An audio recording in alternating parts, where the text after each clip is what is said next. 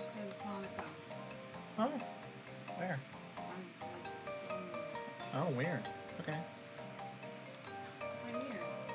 You're not usually a Sonico poster. It's original one. You made one?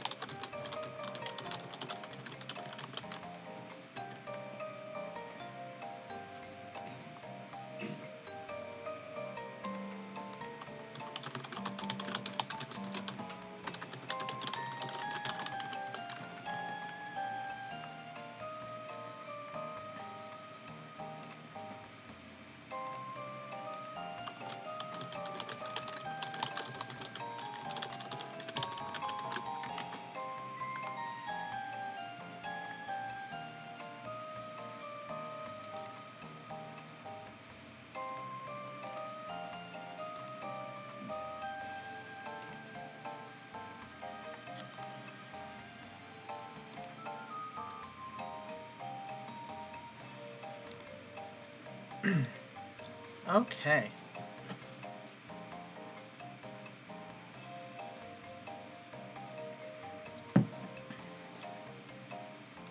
Let's tear down the walls here. Good morning.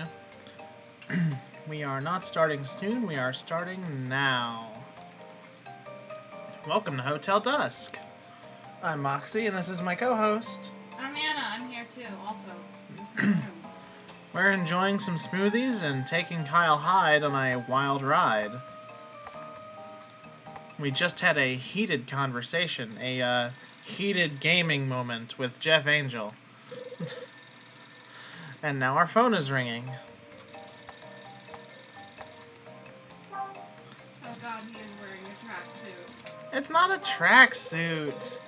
It's just leather shine on his big jacket. No, it's not. It's been consistent every time. Oh, you know what it is? It's like your red jacket. Yeah. That's not a tracksuit, though. But hey, it's Rachel. We like Rachel.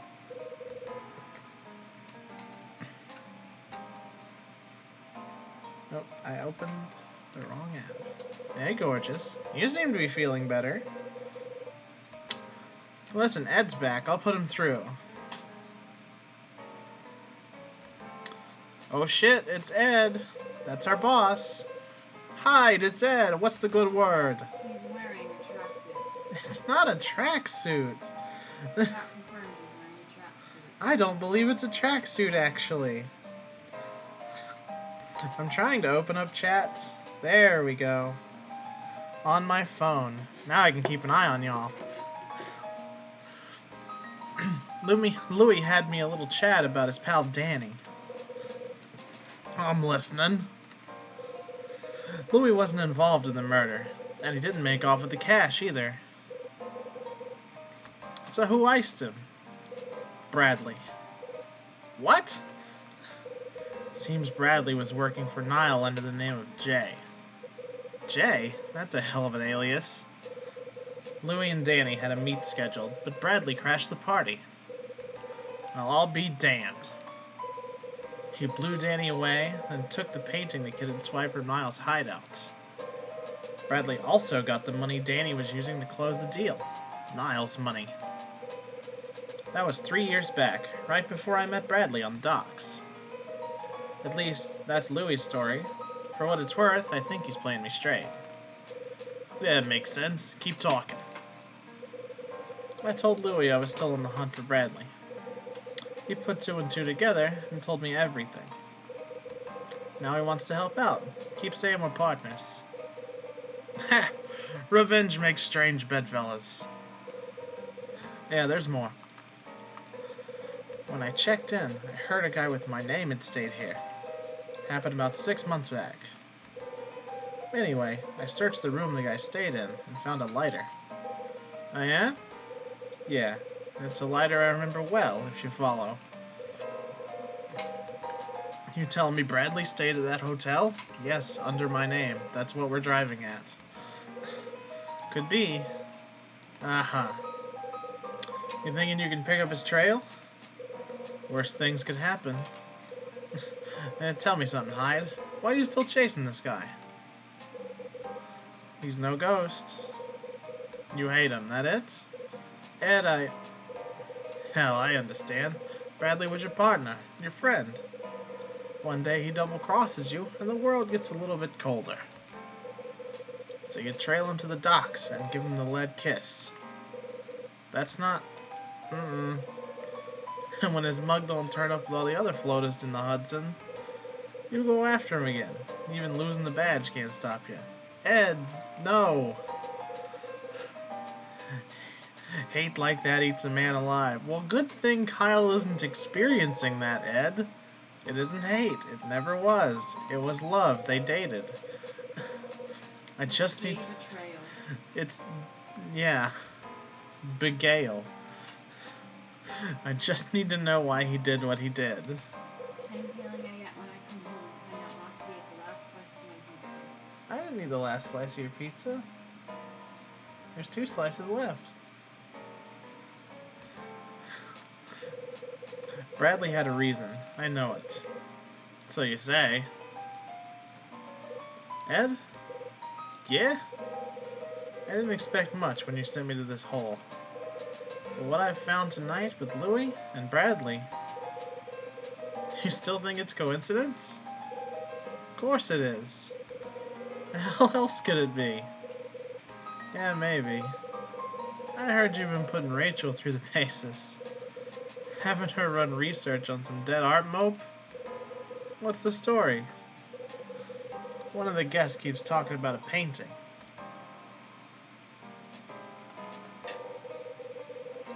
Thing's called Angel Opening a Door. It's supposed to be worth a fortune.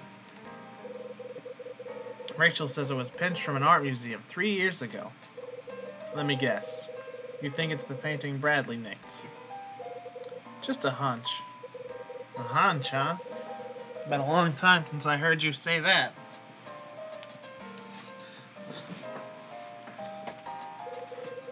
A little Donano reunion and get the cop instincts flowing again? It's not like that. You just what? I know this sounds nuts, but I don't care. There's something about this place, Ed. I know it. Something here is going to lead me to Bradley. Huh. You really believe that? Wouldn't say it if I didn't, Ed.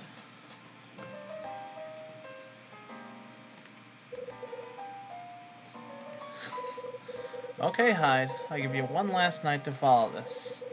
But if nothing shakes loose tonight, it's time to hang it up. I ain't gonna watch this thing ruin your damn life. I don't have much of a life to ruin, Ed. Aw, Kyle, that's sad. I think you've got plenty of a life.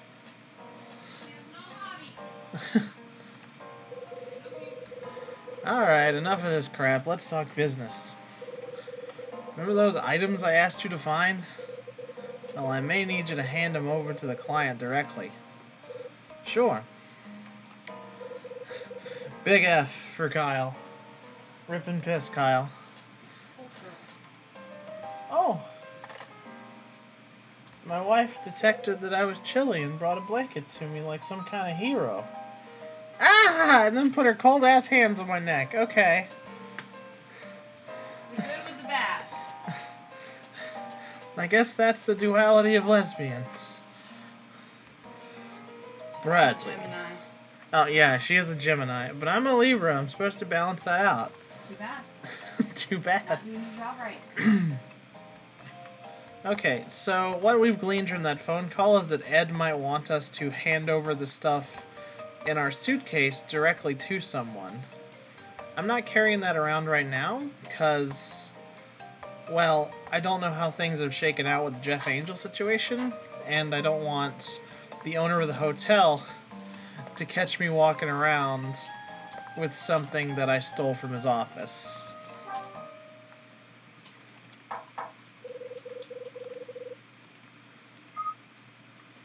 Always knock on some doors.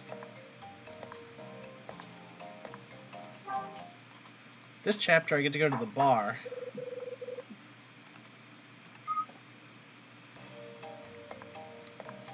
Why don't we just head on down to the bar? We got some change for the vending machine. You can actually use the vending machine this time. Yeah, but I don't want to until I have the full code. And I think the last piece of the code should be in the bar. So let's check our memos real quick, and we'll see. 2, 3, 4, 5, 6. I need one more set of numbers. All these star stickers around the hotel make for a pretty esoteric sort of puzzle.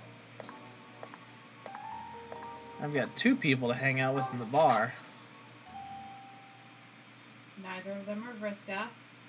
One of them might be Vriska. No. Oh god, they've got Louie running bar. So this is the bar. Hmm? Hey, Hyde, get in here. Welcome to the 7 Stars, my man. I prefer my barkeeps prettier, but I guess you'll do. We're going hard-boiled, Kyle. Why are you gonna go hurt me like that? Ain't no one else could look this good behind the counter. I appreciate Lewis's confidence. He's a big believer in himself. This here is the best place in the whole hotel. Most every job old man Dunning makes me do is a total drag. Makes me want to take a long lunch and just keep on walking, you dig? Except this one. I could stand back here all day. So what do you think? Beauty of a bar, ain't she? It's not bad. That smile. You're damn straight it's a good bar. So come on, take a load off for once. What's your poison? Bourbon. Make it a double. Coming right at ya. Take a seat at the end of the bar. Good old red crown coats. Do you think his coat's red? It's possible. It might. In my head, it's like. Thematically, I hope it is, but what if it was blue? I keep thinking it might be brown and the logo on it's red.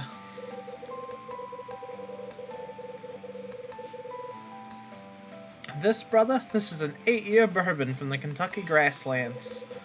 And it's on me. Wow. Generous, Louie. Body shots. We're not doing body shots with fucking Louie. Why not? 'Cause it's Louie. Louie sets my drink on the counter and leaves me in peace. Good man. Oh boy, it's a hard-boiled detective narrative about his liquor. I was wondering when we'd get this. I swirl the deep amber around the glass and listen to the music of the ice. It smells of good earth, with hints of charcoal dancing around the edges. The first sip is a slow burn. I sit for a moment, letting the fire spread through me. Hyde, you okay? Ah, look at him cheesing. Ah. Oh, they're both cute. These are good people. Been a long time since I had an 8-year. Thanks, Louie. Hey, you're the cat what made my day. Feel like the best barman in LA. Right? Everyone who smiles in this game has the cutest smile I've ever seen. Rose's smile is incredible. I don't think I've actually... Yeah, I have seen Dunning smile when he does his Chef Boyardee pose. It's all so iconic. It's one thing to draw a smile, but they really do smile with their whole bodies, their posture, and their whole face. It's... Ah, there's so much emotion in it. It makes me happy to look at it. I don't mean to interrupt your quiet time or nothing. Well, we got us a jukebox in the corner there if you want some drinking tunes. Oh, and see those matches on the shelf over there? My work. Matches by Louis Donano. Check him out when you got a sec. It's Trip. And there's something else I gotta clue you in on. Oh boy. Spill it. It's about the cat what was here 6 months ago. The one with your name? Yeah. So they stayed here? Me and Rosa were both out. You called in sick?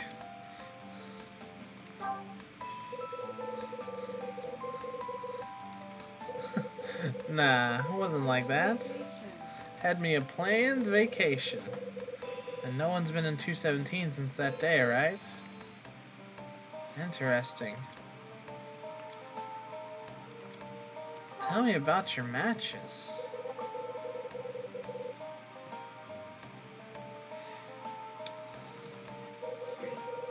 Labels like custom to Nano original. Where I came, place didn't even have matches. Tell me about this jukebox. I'm so excited to look around the bar. I can't wait to get that star sticker. You have a jukebox? And it works? I know, Trip, right? Ain't the newest model or nothing, but it gives the old bar some class. What's a song run me? I can't charge for music, man. That thing's free as can be. Man, 1979 was a different time. You see a song you like, just give it a spin. Another drink, my man? Yeah, hit me again. Ugh, I want some bourbon. We don't... I want some of that good ass Maker's Mark that Gordon buys. Not the cheap Maker's Mark, but the one that's above it. He got that lead programmer money. He buys the good shit. He's a lead programmer? Yeah. Dang, I wish I could see anything he programmed.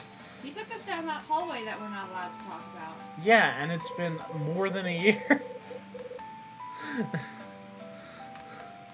Development time on games is serious business, y'all. My stepdad works for ArenaNet. I don't think we're supposed to... I'm allowed to say he works for ArenaNet and that we've been inside. But he also took us down a hallway. You know what was at the end of that hallway? A bathroom, everybody. No, we went to look at the coffee machine.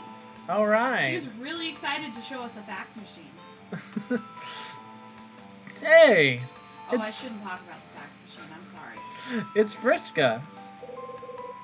What you having? What a nice young man. I'll have a giblet, if you please. And mind you, a real one is half gem and half lime juice, and nothing else. Hi, Scoots. Scoots, good morning. Hopefully your electricity stays on. Get all your phones charged up. Wait a Charge second. up your power banks. What did he say again? Hmm? It's about the cat what was here 6 months ago. The one with your name? The day he stayed here, me and Rosa were both out. Both out on the day he came. Okay. We have to do some serious sleuthing. Can't miss out on that 7th star. There it is!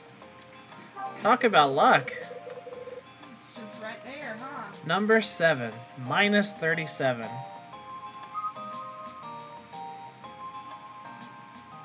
Oh, I don't know how you feel, Scoots. Our power was flickering last night, and I just plugged my phone in right away because I didn't know how I was going to deal if it went out. It's so cold. We don't have firewood. Okay, gang, so now we have 1, 2, 3, 4, 5, 6, 7 integers, and we need to add them together to get a secret code to punch into the snack machine. You can do math. I can.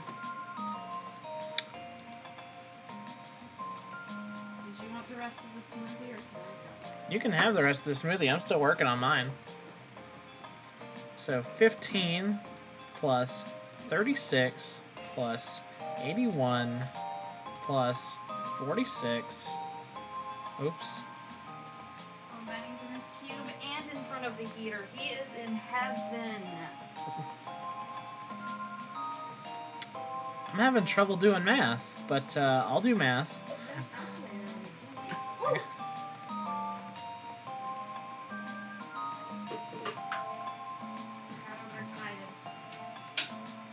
Okay, so...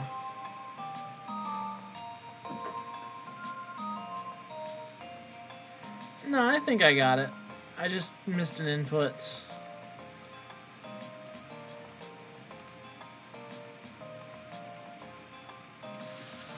Okay, so all of this should come out to 32. If anyone wants to check my math on that, just take a screenshot of the screen. Good morning, Emily. And you can correct my math. But I think that should come out to 32.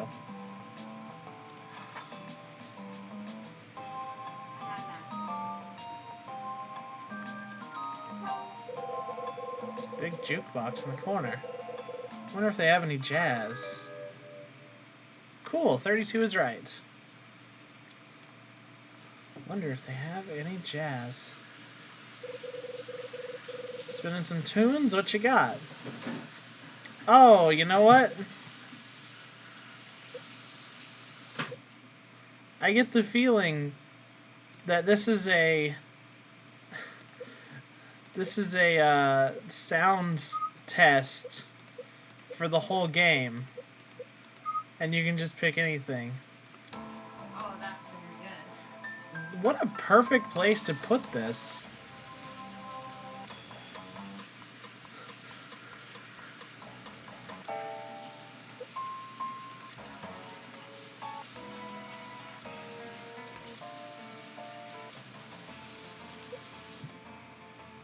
This one's fine. It's Dunning's theme. Sorry for the same noises people. I spilled my smoothie. You spilled your smoothie. Golf ball size. Aw, dang. Did the rest of it survive? Yeah. That's good. My cup's full. Okay, so we got all our codes. Excuse me a second, folks. I'll be right back.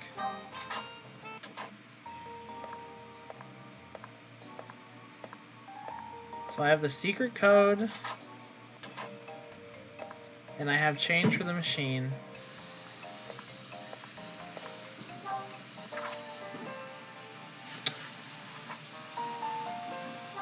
Let's save just in case I miss input or something.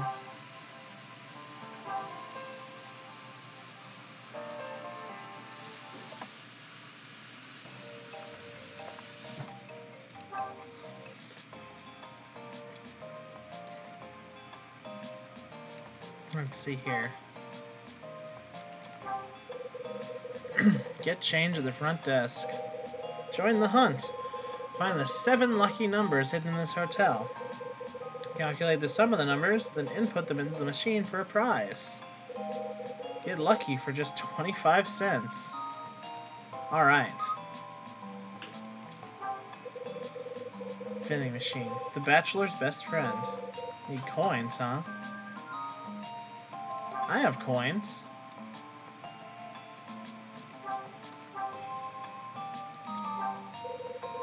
There's a coin slot on the front of the machine. I wonder what you put in there.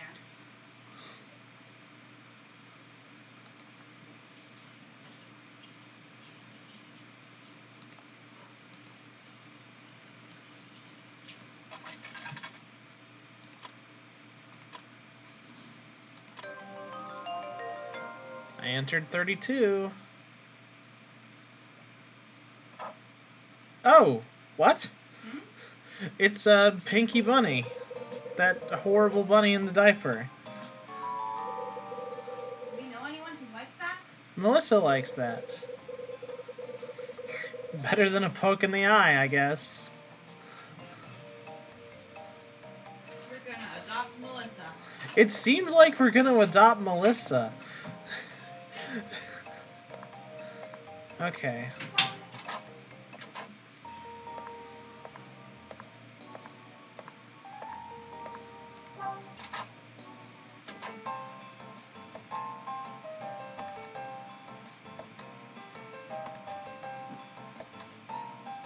See if there's anything else I can investigate. There is.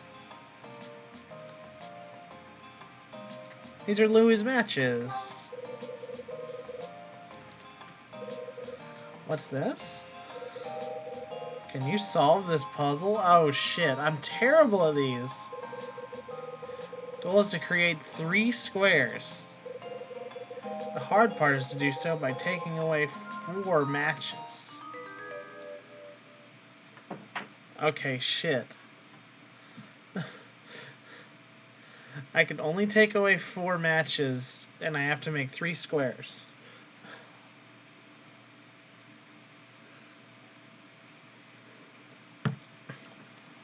I'm the worst at this.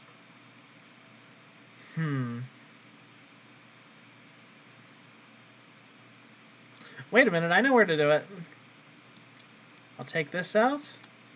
This out. Right? Yes! Cool. I don't think I got anything for winning. My admiration? I'm just intimidated to look at these puzzles. Uh-oh. Uh-oh. The goal is to create 3 triangles. The hard part is to do so by taking away 6 matches. Alright.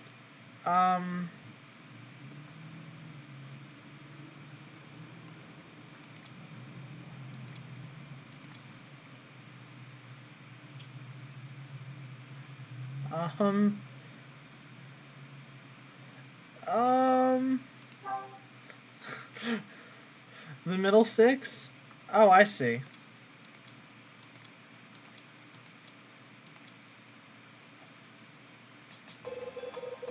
How does this work? Oh, that didn't... they didn't seem to appreciate that solution. There's some matches here. What's this? Can you solve the puzzle? Let's create 3 triangles. Oh, you're right. The outside triangle would be a 4th one, huh? Okay.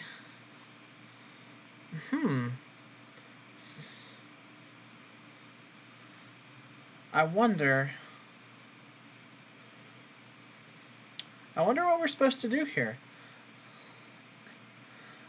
I'm really bad at these, so I'm relying on y'all, and I'm so grateful you're here.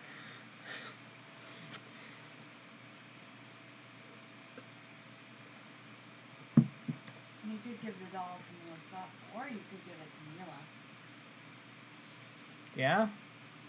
What does it change? I don't know. I won't tell you. Weird.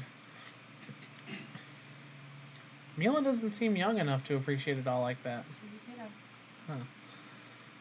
Let's see. If I take out... I've got 1 there. Triangles can face the other way.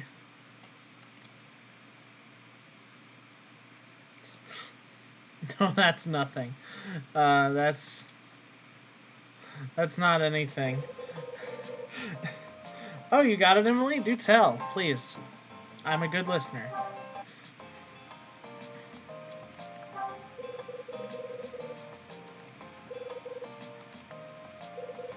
Bottom middle triangle, remove.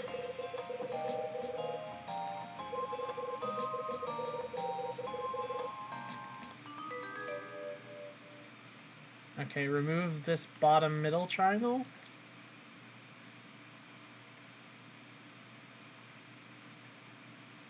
Like the whole thing? I have 3 pulls left. Aha! Hey! Thank you, Emily, and thank you, Scoots.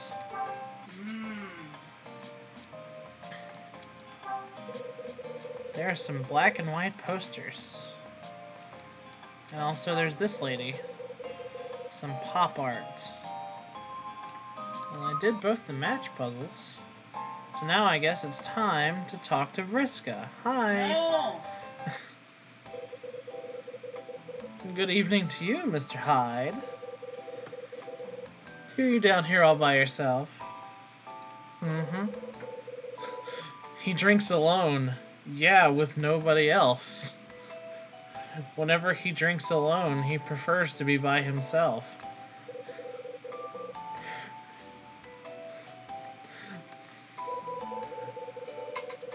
What are you drinking this evening? I'm a man of habit. First one's always bourbon. Then I let the others take care of themselves. My stars, spending a Friday evening chatting with a fine, bourbon-drinking gentleman. I can't remember the last time I did something like that. It takes me back. It truly does. Helen's a gilf. Yeah? Can I quote you on that? Yeah. Helen's a gilf? Catch her under that shawl on a fucking leopard print tube top. No, she's not in a leopard print tube top under that. And she's not Vriska, so we both have our differences. We'll agree to disagree. She's Vriska in a leopard print tube top. I'll accept the worst of both worlds, but you have to draw it. Like as a grandma? No, not as a grandma. There's Vriska in a leopard print tube top? Yeah, you did this to yourself. You can't make me do anything. So, you have a family? Oh, I'm all alone. I don't believe that. Unless Ellen's kid was the one that... Went missing because Martin Summer ripped him off. Mm-hmm. So Helen may have had a son named Alan who was possibly driven to suicide by Martin Summer's treachery. It seems that way. He disappeared. We're gonna run away. No family, no ties. I'll tell you something though. This is the first time I ever spent the last Friday of the year in a hotel bar. And the first one I ever spent with a nice, gimlet-drinking lady like yourself. Oh, Mr. Hyde, you certainly are a charmer. Now that I think about it, you said something when I first saw you. You wanted to stay in the room that grants wishes, right? That's correct. There's a wish of mine that simply must come true no matter what. You're literally wearing a tie there, Kyle. Thank you for your observation, Scooch. You're absolutely right. Kyle is a big liar. Got him! We got him. That's why I came to this hotel, you see. That's just Dunning flapping his gums. You really believe that fairy tale? Is it such a shame if I do believe it? Perhaps the fairy tale nature of the story makes me more inclined to believe, We all have the hots for Vriska. Don't pretend. Moxie, What? do you have something you'd like to share with me? No, I'm making Kyle hit on this old lady. Is that coming from a very real place? No, it's not. Hey! You always been alone? Oh, no, not always. There was a time when I had someone in my life. A lot can happen when you live as long as I have. Yeah, she survived the scratch and everything. So you had family once. Oh, not everything you hoped it would be? Oh no, it's nothing like that. Well, it's all in the past. Nothing interesting to speak of. I don't want to talk about it. I'll mind my business. And drink. Just thought hearing about you in the heyday might be a kick in the pants.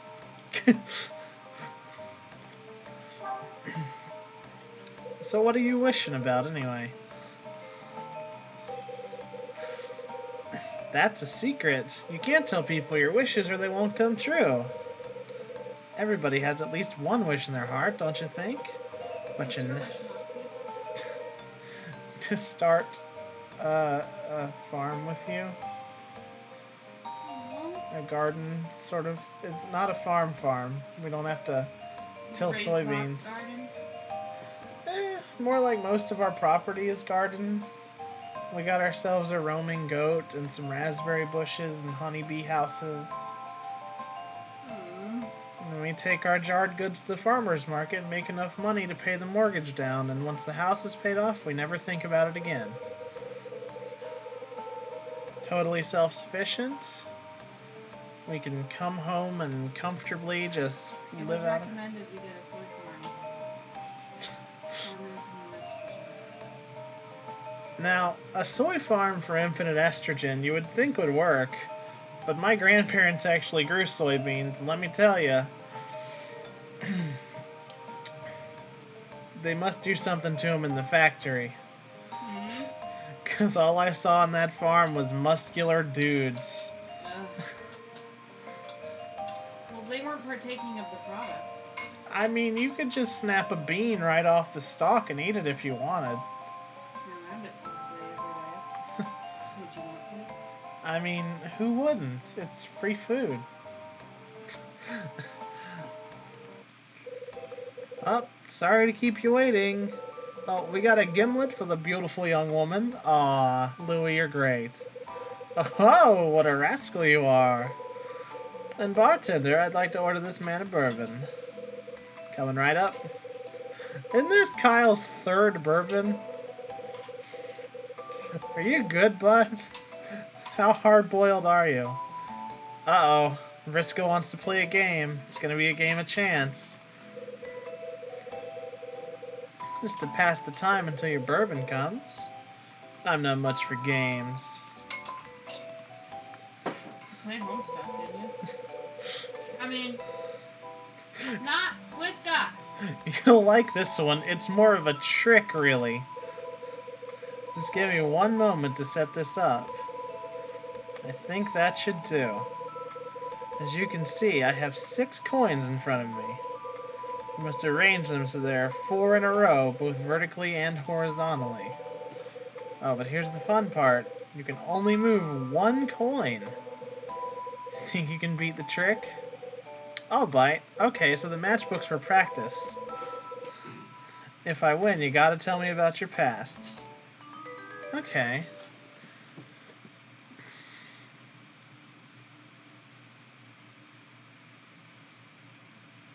Oh boy.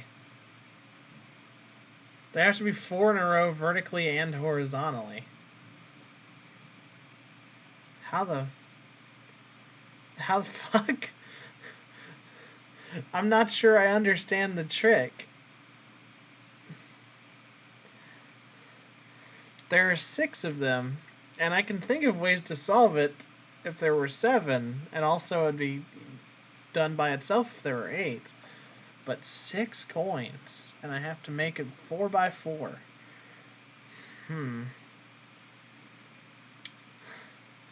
Has anyone got anything on this one?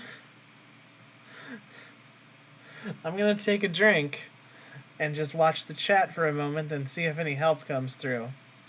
That's right, I'm putting you to the irons. I did see a solution that may or may not be correct. We have to make this arrangement of coins be 4 vertical and 4 horizontal. And we only have 6 coins. What arrangement did you see? It involves stacking. Stacking? We can only move 1 coin. Yeah. Put the bottom coin on top of the other coins. Like the row of 3? Bottom coin on the pointing down row. Move it up 1. Onto the middle coin. Move the bottom coin. Put the end colon at the top on top of the middle coin. Yeah. So like this.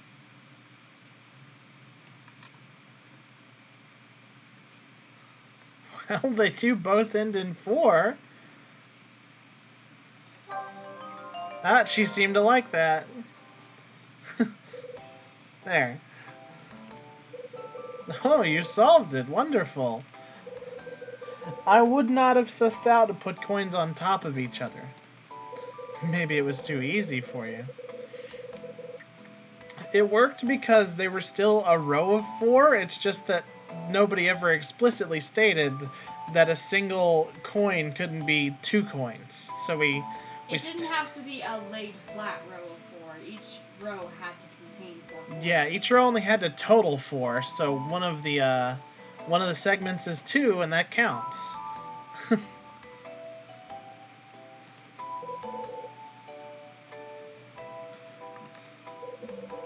Truth is, this is not my first day at the Hotel Dusk.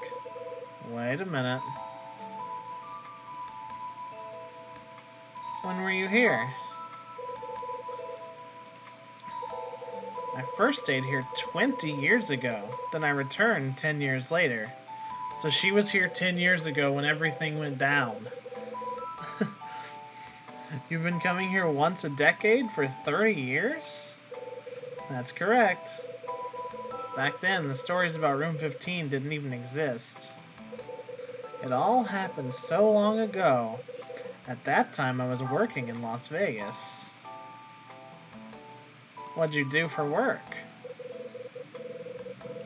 Professional gambler? No, nothing so glamorous. I was a magician. She's a magician! Ah! She uses luck magic. We knew this. No. Before I lost this eye, I used to entertain huge crowds of people. You were a magician? Hyde, my man. I have something special for you. This is the best bourbon in the house. Aged 12 years. Oh my, look at the time. I'm sorry, fellas. I must be off. Thank you for engaging this old lady in such spirited conversation. Please enjoy the rest of your drink. Bartender, would you please help me up to my room? Sure, yeah, I'll do that. Looks like I gotta run Grandma Patch back up to her room. Louie, she's right in front of you. Don't call her that. Don't call her that in front of me either. We respect Grandma Patch. Sure, I'll keep an eye on the bar. I'm sure she thinks it's endearing. So Louie left me in this bar alone. Get the whole bottle.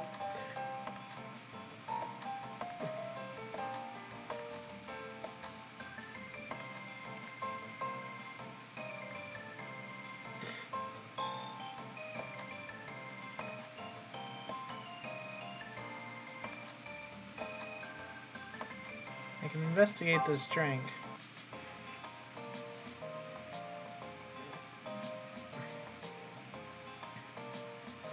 Oh, that's... Scoots. She didn't leave her eye here. Let's check on this bottle. Who's there? Hey, it's Iris, looking cute as ever.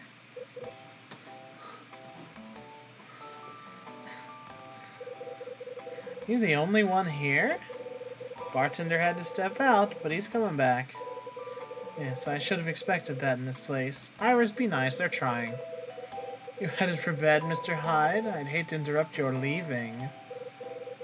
Ah, Barkeep asked me to keep watching the place until he gets back. That shall probably take a while. Oh, I see. I can't imagine why I'm asking you this, but would you like to have a drink together? No thanks or no way. I want to say yes. I think it would be nice to drink with Iris. She is super cute. I love the way her hair flips, and she has really good glasses and really good earrings. Moxie? What? I'm getting jealous. You're getting jealous of Iris? All you're doing is throwing compliments. That's what I do to you every day. Do it more. You have beautiful blonde hair, and you look great. Not on stream, you're embarrassing. You look great in that Guy Fieri Flame t-shirt. It's my best shirt. It is your best shirt. I'm gonna try and let her down easy and just say no thanks, since I have to. You've had 3 glasses of bourbon, to be fair. Yeah, I can't handle a 4th glass of bourbon. Oh, I get it. You are not used to sharing a drink with a young, attractive woman such as myself. Well, I just did, Iris. Well, also, Kyle's gay, so... Think what you want. I still ain't drinking with you. Iris is great. I want to look like Iris a lot. Let's just walk away from her. Just slowly head over to the side of the room, and we'll face the wall and sort of pout for a while. It's like, I guess we gotta advance the plot. Hi, Iris. You mind? Not at all. Oh, see? She has a nice smile. You see what I mean? They smile with, like, their whole dang body.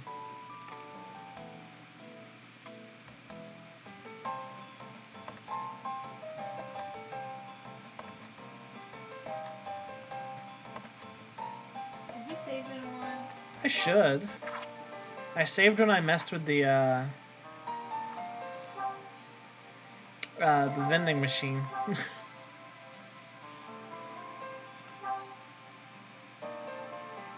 I guess we'll sit down and just have a drink in front of Iris. I've spent all game trying to be really nice to her. My old friend Bourbon. Oh, someone else is coming in. And a fine evening to you, Mr. Hyde. Oh boy. Oh god. We can't just be saying that out loud. So this is where you've sought refuge from the weight of this cruel world. You're the reason the world is cruel, Martin! Deeply ironic that you would call everyone in this game cute right as Martin Summer shows up. You've been looking for me? Why? Our last discussion is on somewhat awkward terms. I wanted to start fresh. No thanks, Shakespeare. I got no interest in anything else you have to say. Your words wound me, sir. I'd hoped to find you in a more charitable mood.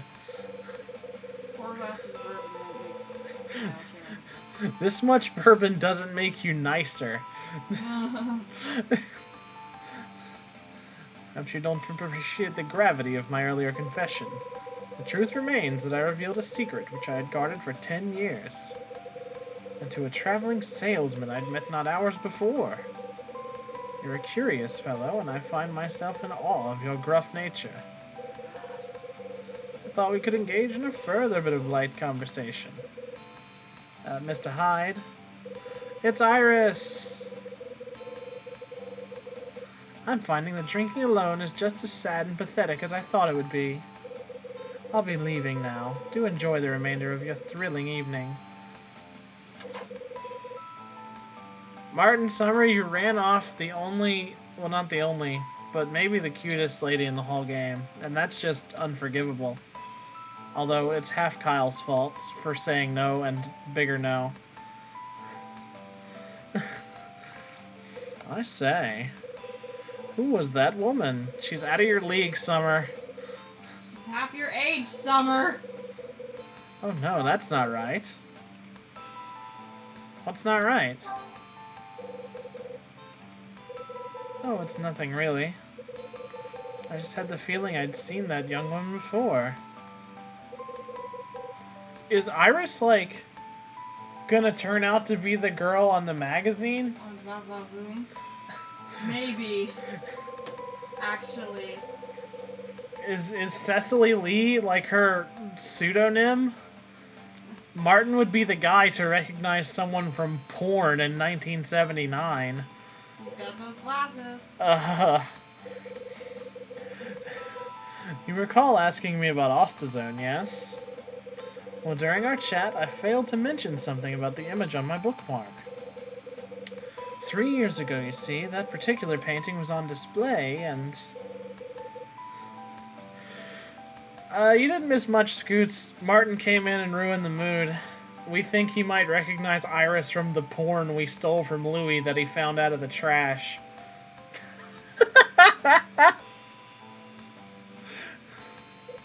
Somebody stole that painting. Yeah, I knew.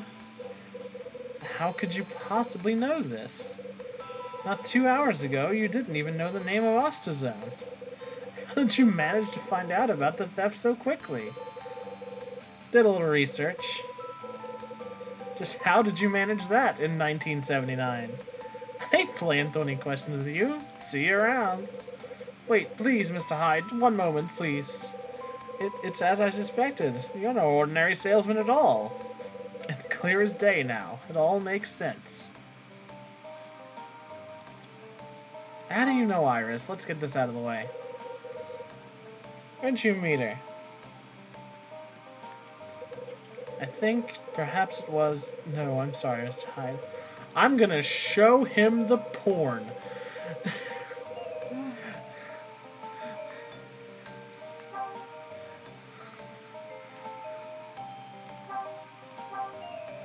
This is a crazy decision. I'm quite an avid fan of that periodical myself. Is this what dudes talk like? No, this is what Martin talks like. But I guess maybe he doesn't recognize Cecily Lee as Iris quite yet. Or maybe we just jogged his memory, who knows? Maybe it's not. I don't know, I like my theory. Everything's painfully connected here.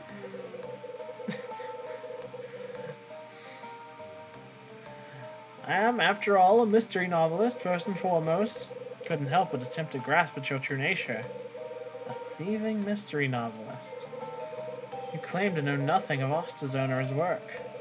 And yet you seem quite well informed on this matter. How is that? You're also employed as a salesman, but lack even the most basic of people skills. Wow! I mean, you're not very sociable yourself, sir. Yeah, you're not what I'd call a spring chicken or a blue ribbon winner, bud. But enough wordplay. Have at you! You, sir, are on the trail of Ostazone's stolen masterpiece. A work such as Angel opening a door must be insured for a princely sum. I surmise that you are in the employ of this insurance company. You have been hired to track down the painting and return it to the rightful owners. Salesman act is nothing more than a mink stole on a cheap lady of the night. First of all, we respect ladies of the night. Now that, sir, is deduction. Behold the power of my reasoning. He's a living Reddit post. We said this last video, but he's a living Reddit post. And it makes me so angry at him every time he opens his mouth. Castlevania, Lady of the Night.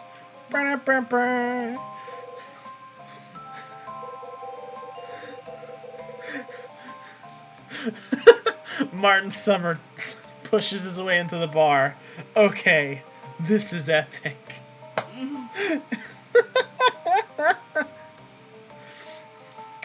Are you telling me that this is not your purpose here? Yeah, that's what I'm telling you. You're very stupid, actually. I was so certain. I'm certain that you're an idiot, and only one of us is right. You couldn't even deduce your way out of a wet sack. That's why your books smell like... Wow! That's why your books sell like fried crap at a county fair. I suppose I should thank you for such honest advice. Mr. Kyle Hyde, I'm drowning. Then perish. Then perish. The more you resist, the more determined I am to learn about you. Make no mistake about it, Mr. Hyde. I shall discover your true identity. I'm the only one in this building without a pseudonym.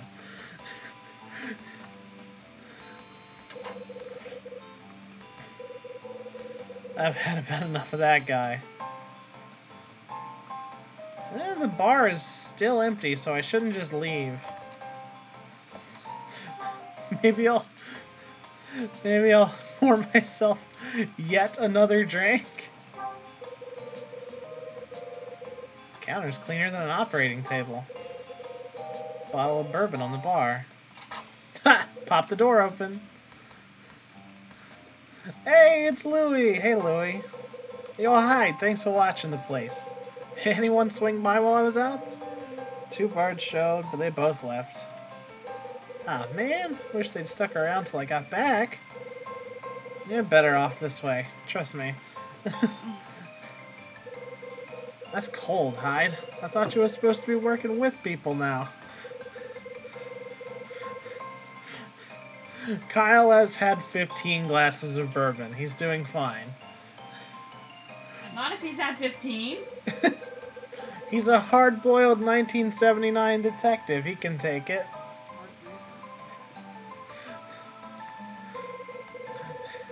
Drinking bourbon is like getting a blood transfusion.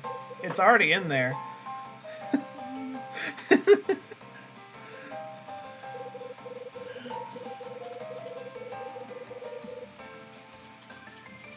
Bar's open till midnight, so swing back if you get bored, yeah? What is this a picture of?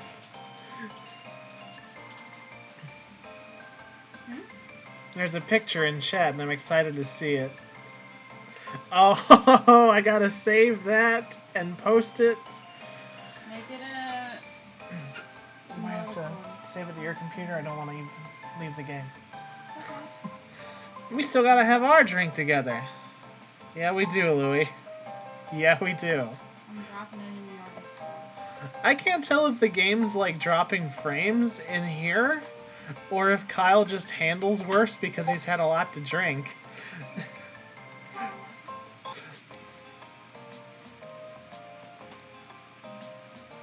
Let's give it a little rotation. I can't see Louie. It's a glass of bourbon. Someone knew I was coming. It's a bottle of bourbon, and it's open. I like this place already.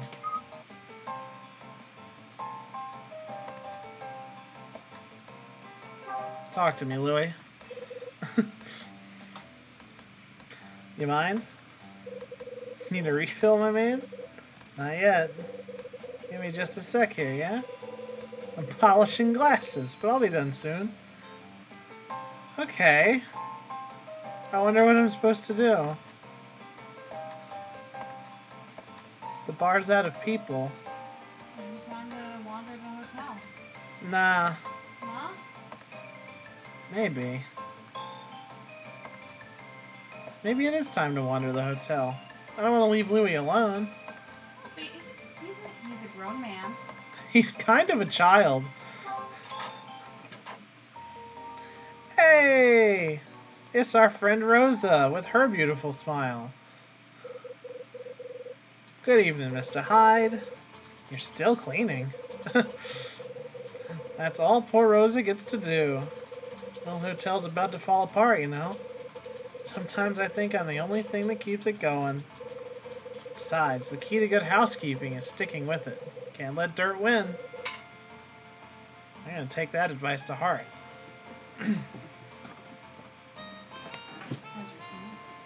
How's my smoothie? Quite good. Still enjoying this very delicious smoothie that involves every ingredient in the kitchen. So where'd you go, huh? You stopped by the bar? Mm-hmm. It's your breakfast, you gotta eat.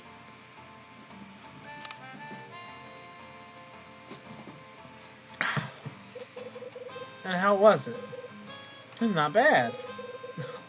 That's good. No, the 2 best smiles in the game are on screen. At the same time?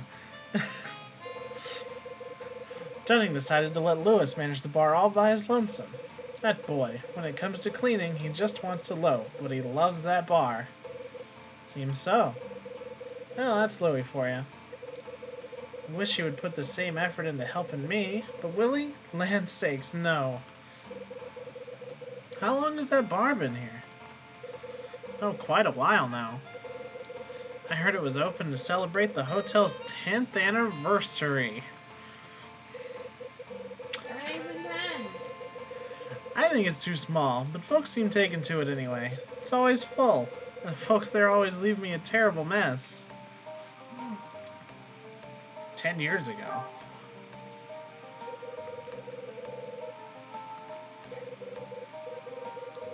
Hotel was built 20 years ago. It was 1959. That doesn't track with Vriska's story at all. She's been coming here for 30 years. Well, she said, didn't she say she first came 20 years ago? When it opened, and then she came 10 years? I guess so, but the full age of the hotel is 20 years. Yeah. So she would have come when it opened. I guess, 10 years ago. Wait a second. That incident with the missing kid happened about 10 years ago. I heard about a strange incident that went down 10 years ago. You know anything about that? Oh.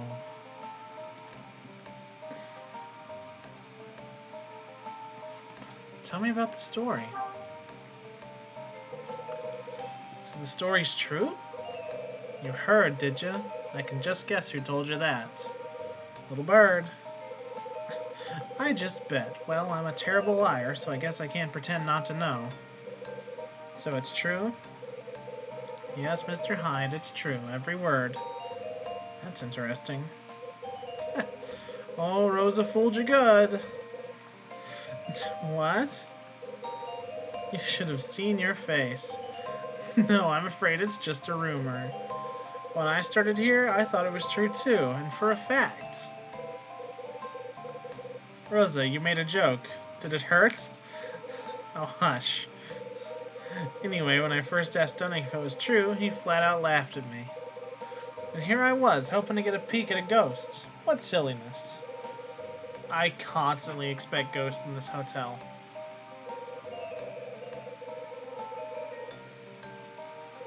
Dunning says this kind of thing happens all the time.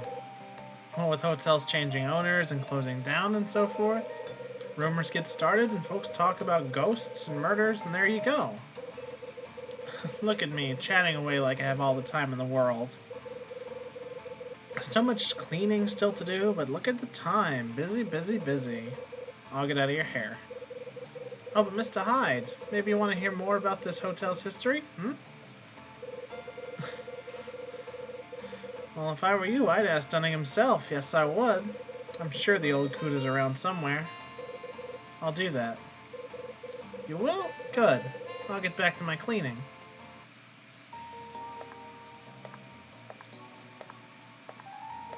I always like to check over here. Maybe take a peek at the... Hey! Dunning's in the restaurant.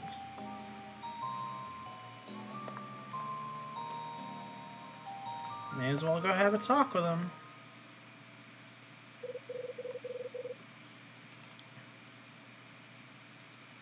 Looks like...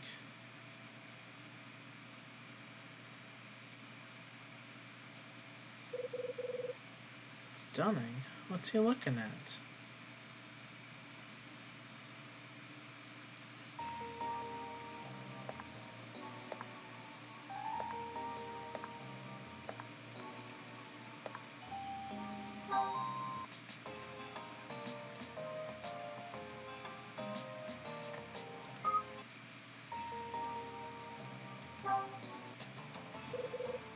Hey there. Ah? Oh, it's you, Mr. Hyde. What do you need? Tell me about... I've talked a lot about this game having really natural conversations. I think this is a pretty big departure from that. We've just kind of confronted Dunning in his private time and started with a question about the hotel's history. It's history. Now, why in the Sam Hill you want to go asking about that nonsense? I'm a curious guy. I was just down in the bar and someone told me a little bit about it. Said the bar was built for the hotel's 10th anniversary. That true? So you heard, did ya? When was it built? About 20 years ago, give or take. Back then, places what you'd call real popular. Used to have bands playing in the restaurants. And weekends were out of control. Wild parties and everything. Sounds like it was the place to be. Mm-hmm. Used to be. By the time I took over, the place had changed. No more parties to fancy bands. Reputation just went down the crapper. When did you take over? How long have you been running the place? About 5 years. I've been thinking about starting up a business when I started this hotel for sale. The place was going for a song, so I bit. That's what I always hope will happen to me. Someone will be like, I need to get rid of this house. It's probably haunted, but it's $1. And I'll be like, I have $1, and then I'll just deal with being haunted. Yeah, talk about a sucker. Should have just buried my cash in a hole. I thought a hotel would be a perfect way to make some scratch. Of course, after opening, I did nothing but break my back every damn day. Can't tell you how many times I thought about hightailing it back to my old job. But I tightened my belt and just kept it running. Thanks to good people like yourself, there's Dunning, smile. What did you do before this? What, you mean my job? That ain't no business of yours.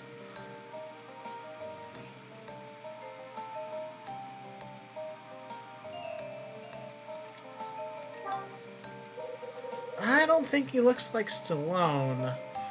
He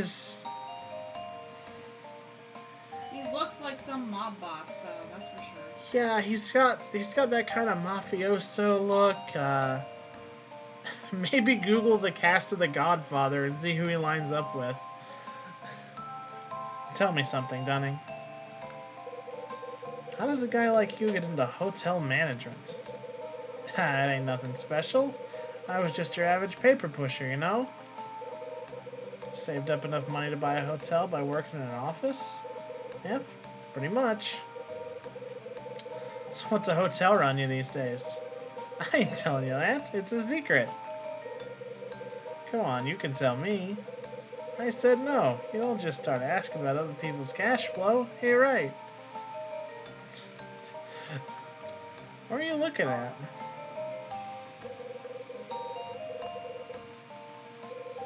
Pictures. Take a look up above the piano. See them frames?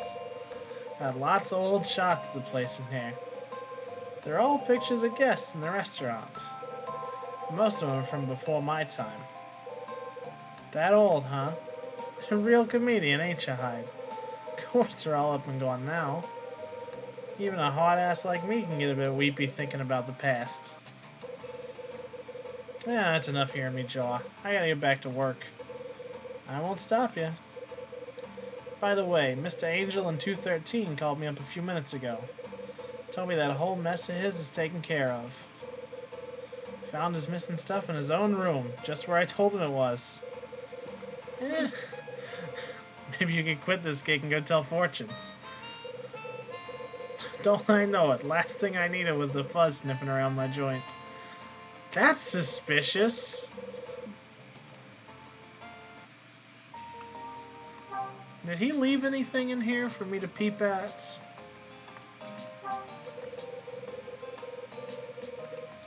Nothing useful here.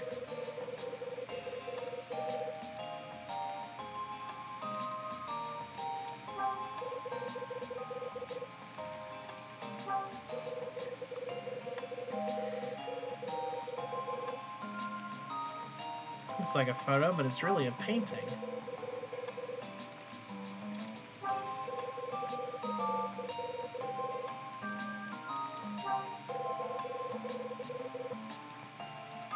Alright. Well, we had our talk with Dunning. Dunning mentioned the Angel Kid. Let me check in with Louie.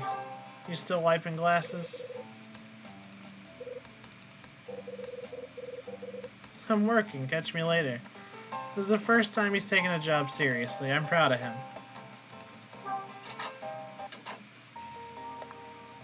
Oh. Mr. Hyde.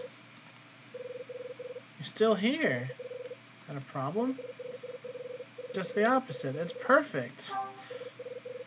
She's gonna want a favor. What's perfect? You're free, right? Sure you are. Again? Just listen, it's about the restaurant. Sometimes when our guests order wine, they like to keep the labels. When that happens, we always deliver it to their room later. I'm as busy as can be, and Lewis has to run that darn bar of his. She wants me to take some wine to someone. I saw you. That's suspicious.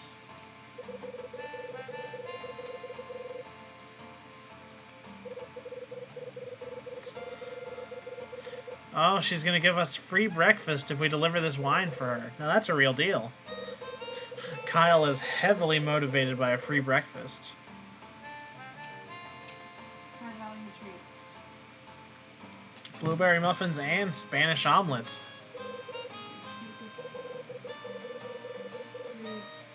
Motivated dog. Keep tabs. Say you'll do it, Mr. Hyde. Yeah, okay. What's the damn label? Language. It goes to Miss Parker. Up in 212. It's quite a touching story. Helen Parker and her kid Alan Parker. That's who Summer's impersonating. She orders the same bottle of wine and looks really sad. She told me how she wanted to take the label home with her. Who did Helen come here with? I'm sure I have no idea. I told you all I know, Mr. Hyde. Why are you so nosy? Hey, I think Alan was her son. Can't say for sure, but I'm sure it's true.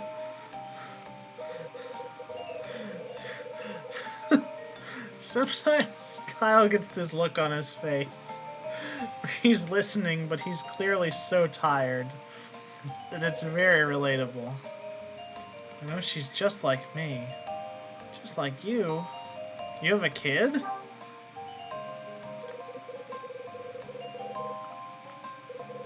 Your son, silly. He lives far away, just like my boy. You sure about that? Stop confusing me. That's the second time she said she'd stake her mop on it. And it's the second time I have to say I'm grossed out by the trope of service workers elevating their tools. Because nobody does that.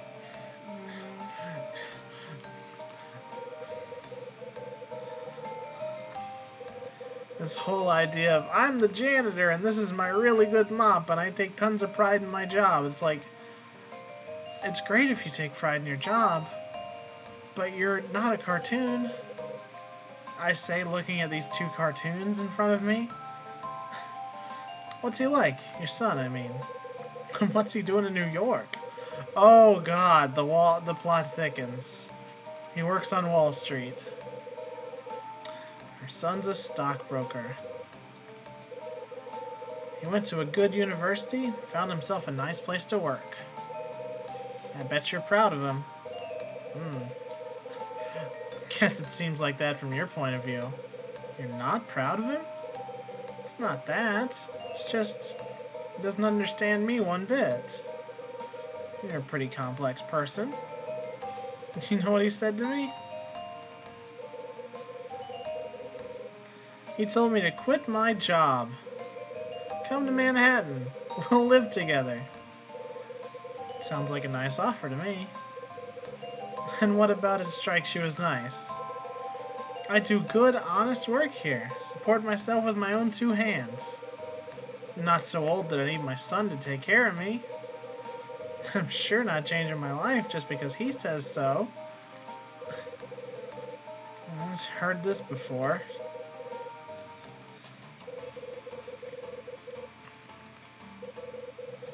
Where's this wine bottle at? 2 of them are in the kitchen, and 1 in the restaurant. Sounds like she has a serious drinking problem.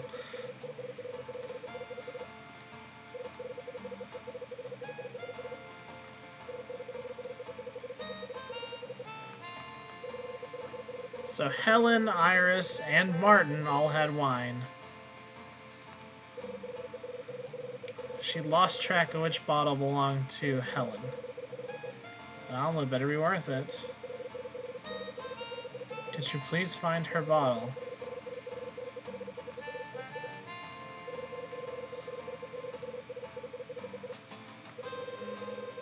So I have a feeling it's not going to be as straightforward as going to Helen's room and asking her.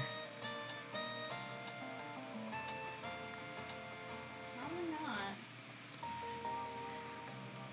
There's 1 in the restaurant and 2 in the kitchen.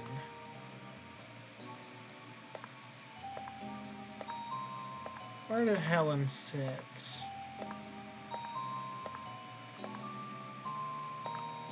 There's her bottle. Or at least there's a bottle.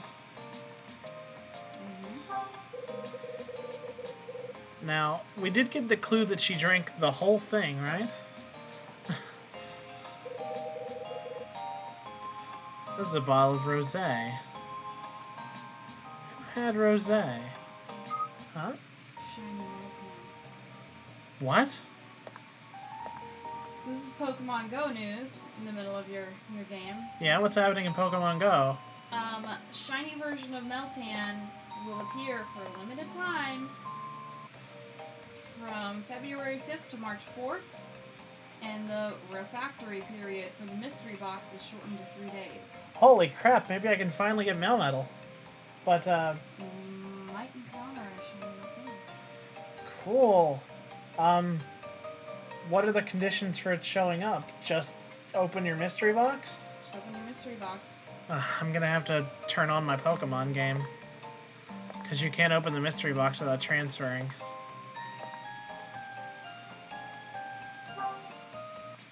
Oh, and there's a Palkia about to hatch at the shrubbery in 2 minutes. Oh. So we're not going there. No, we're not. I'm not gonna make that one, I think. I've been burned by Palkia too many times. It's been like, what, 4 times for you? Yeah, 4 failures. Okay, so that's white wine.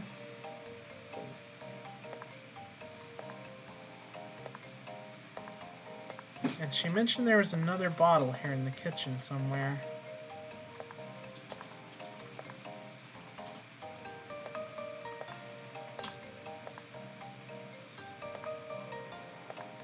Oh, is that it? Yeah.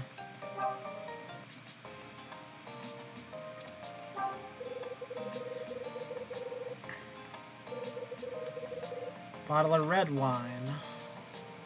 Okay, so we've got a red, a rosé, and a white.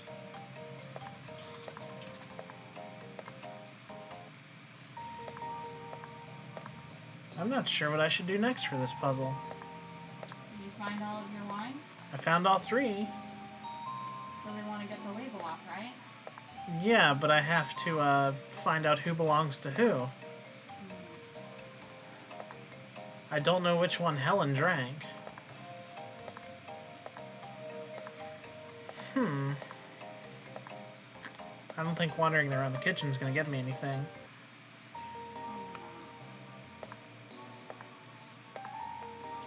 But neither will knocking on doors necessarily. Louis runs a bar, maybe he knows something.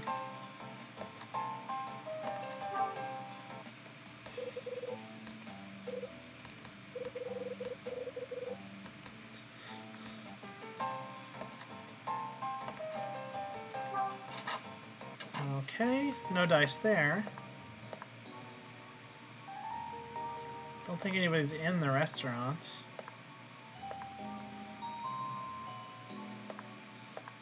Rosa disappeared because that's what she likes to do.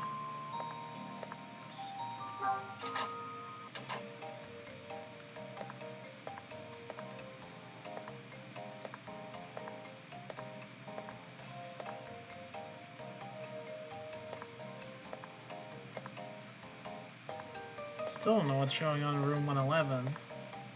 I think that's the suite. Probably. There's nobody out here.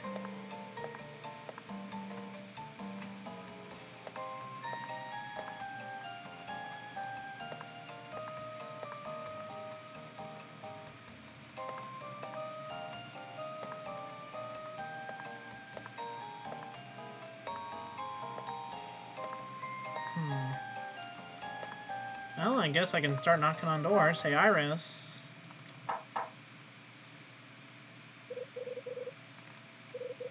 It's me, Kyle Hyde.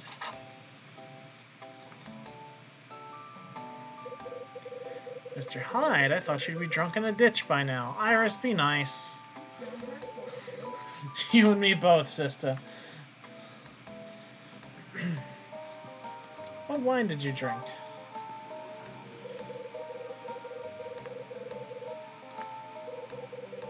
Why, did you want to see if there was any left? Come on. Don't suppose you remember what kind? Rosé. And it was quite nice. Why on earth are you asking me this? Just checking. Don't mind me. So you came up to my room to ask me. So that's it? Nothing more? Well, good night then. She really is spectacular, isn't she? Even though she hates our protagonist. Style icon from 1979.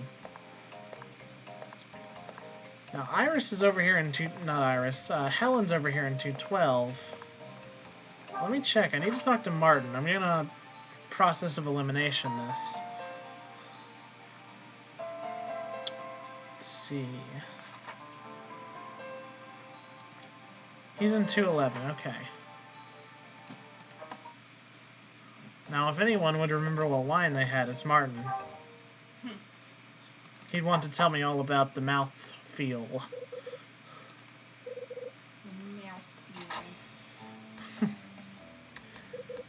Do you have some business with me, Mr. Hyde? I got something to ask you. I'm here to accuse you of plagiarism. I'm here to call you a plagiarist just one more time before Betty Bye. You had wine with dinner, right? But of course, food without wine is like a body without a soul. Shut the fuck up. It was white, a crisp Chardonnay with hints of apple and a rich... Shut the fuck up, Martin. Okay. Iris had the rosé. Martin had the white, which means that Helen had the red.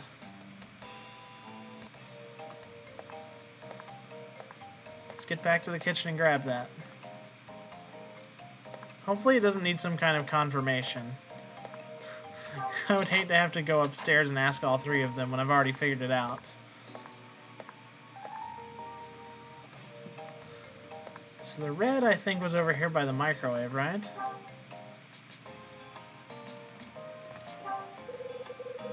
It's a wine bottle next to the microwave. Bet this is the one Helen ordered. Looks like there's still a bit of wine in the bottom. I don't need the whole bottle, just the label. How am I gonna peel off the label?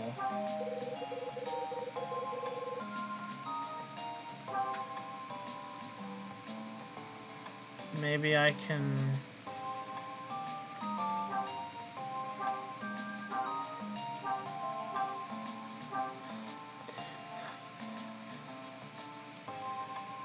I'm not sure how to get that label off. Maybe... Do you have anything in your suitcase?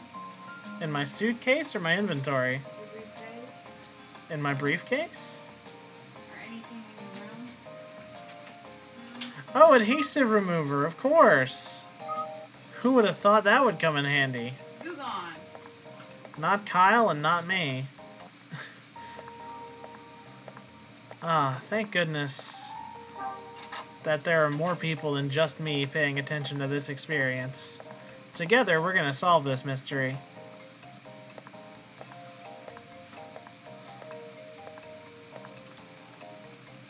It is so snowy out still.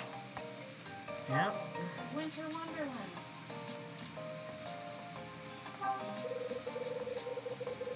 Made me miss work. Well, I'm glad you're here. Adhesive remover. It's Pool or Peel brand adhesive remover. Hard to say.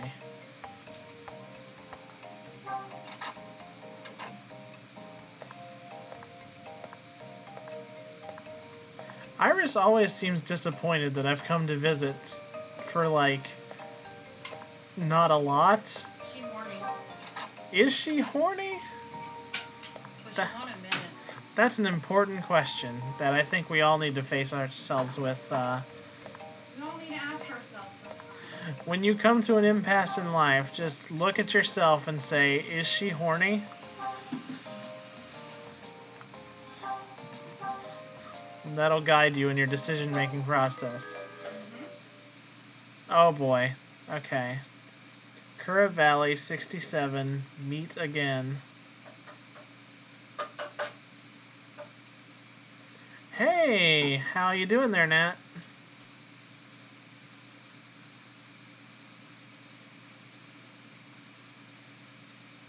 It removes the adhesive around the edges. Does it want more?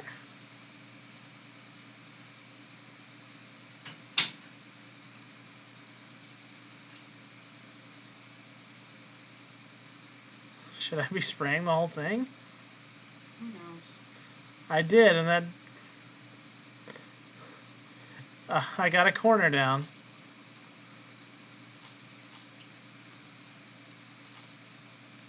But it's blurry now. I think I fucked it up. Did you save beforehand? No. Oh.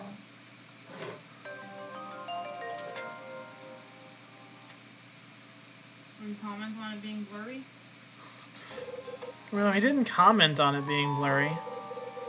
Yeah, it looks fine in the inventory. Okay, good.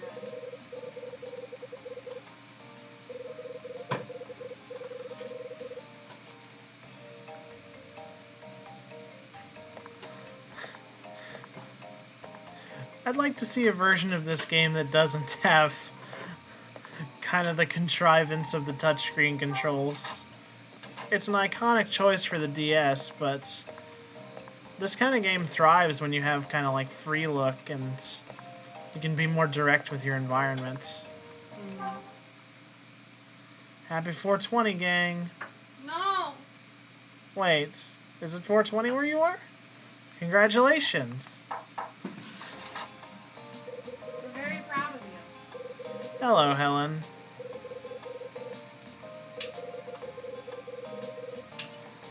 Rosa asked me to bring you this wine label, so I brought it for you. Oh, Rosa let me all the way into her room. I'm intimidated. Save your game. That's not a bad idea. What if I have to grill Rosa for some reason? Are you talking to Rosa? Not Rosa. Fuck. Helen.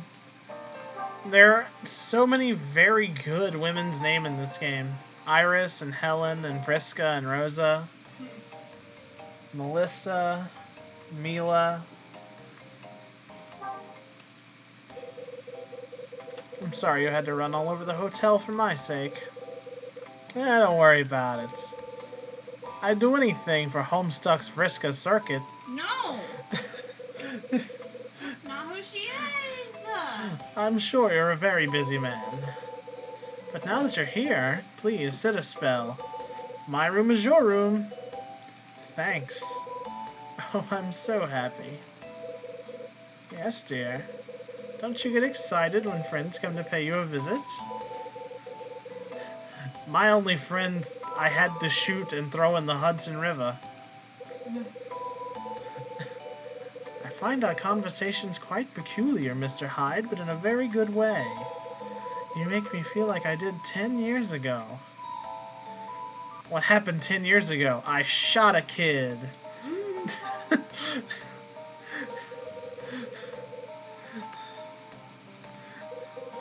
Oh, nothing. I'm just reminiscing. The old gal is hiding something. Time to drag it out of her. Uh-oh. Boom-doo-doo-doo.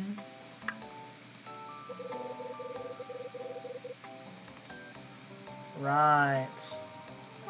I got your wine label right here.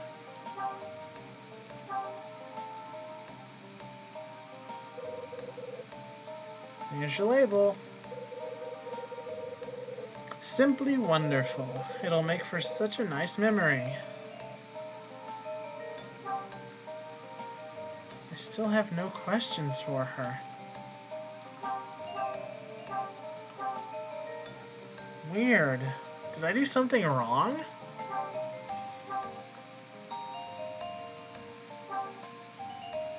Maybe I can show her this old photo?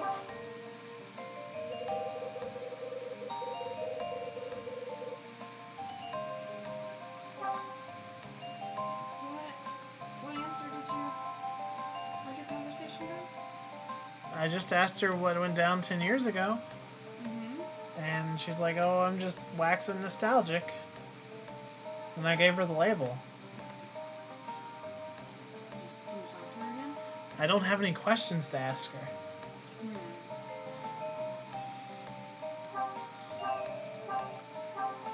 This guy is citing a choice of just curious.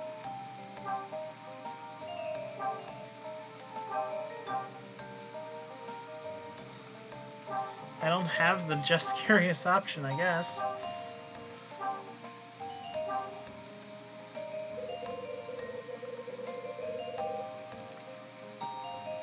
Oh boy.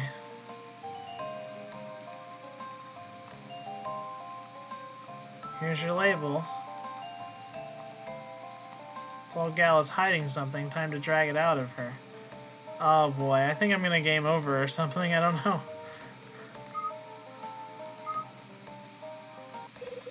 Mind if I ask you something? Oh, okay. You have to back out of the no question screen. Rosa said you shared that wine with someone a few years ago. Who was it? Does it really matter? Actually, I'm just curious, right? Yeah, let's not yell at our friend Helen. This isn't the end of the world, it's been bugging me for a while. Oh? You told me you've been here before. So when did you share a bottle of wine with someone?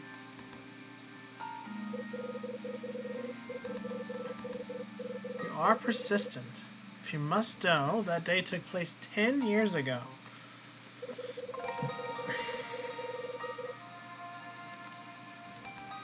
What happened?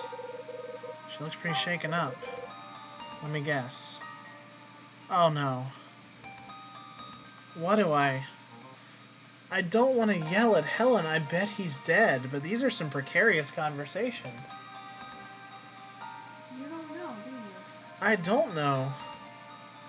So you don't know. You don't know.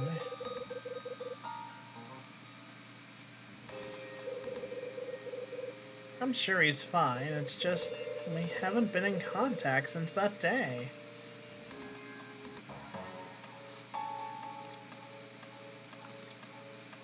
Well, who was he?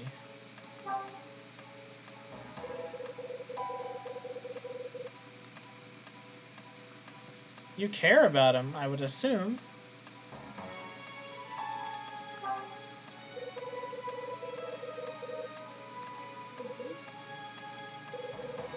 Person meant the world to me. I betrayed him. I don't know, this is sounding more and more like Vriska all the time. How did you betray him?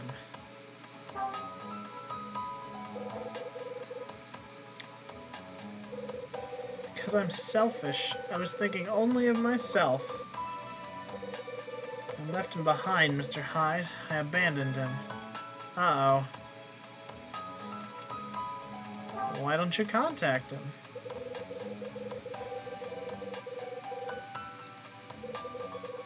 I bet I know why you haven't. Does she miss him too much? She misses him too much. I know what that's like. Huh? It's not about you, but a lot of the times when I grow distant with an internet pal, half the reason I don't just talk to them is because I already miss them a ton. Each and every day I miss him. I want to see him again, but I can't. Can't bear the thought of causing the boy more grief. Who is this mystery boy? She abandoned her boy. I think I know who you're talking about. It's your son, isn't it? Let's see if Rosa knows her hunches. That was the man I met 10 years ago. My only son. What's his name? Alan. It's Alan Parker. I was right to connect those dots. Your son's name is Alan?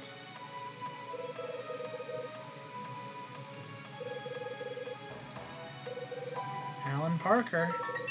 Nice name. We met here for dinner 10 years ago and went our separate ways. Any chance you gave him a fountain pen? Why, yes, I did. How on earth could you possibly know that? You gave him that pen, huh? Wait right here. Does this have to do with Alan's pen? Yeah. Give me 2 minutes. I'll be right back. Alright.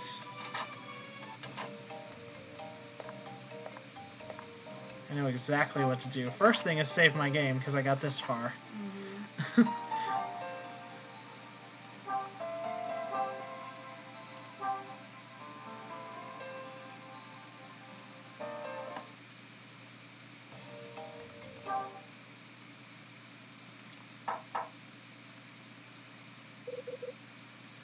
Who is it? Kyle Hyde.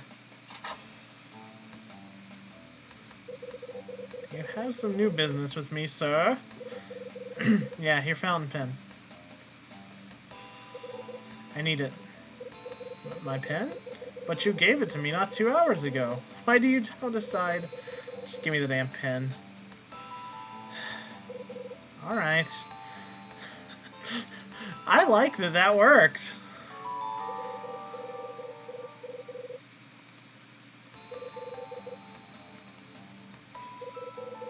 At the risk of having a response delivered to the bridge of my nose. Don't ask. Very well.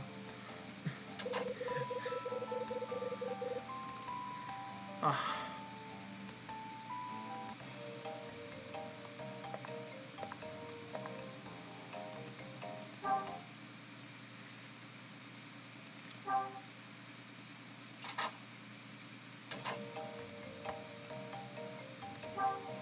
I know I just saved, but we can save closer to the situation.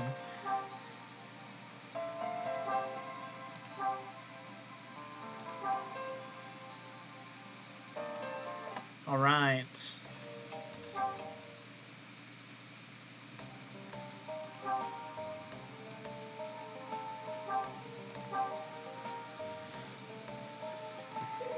Ever see this before?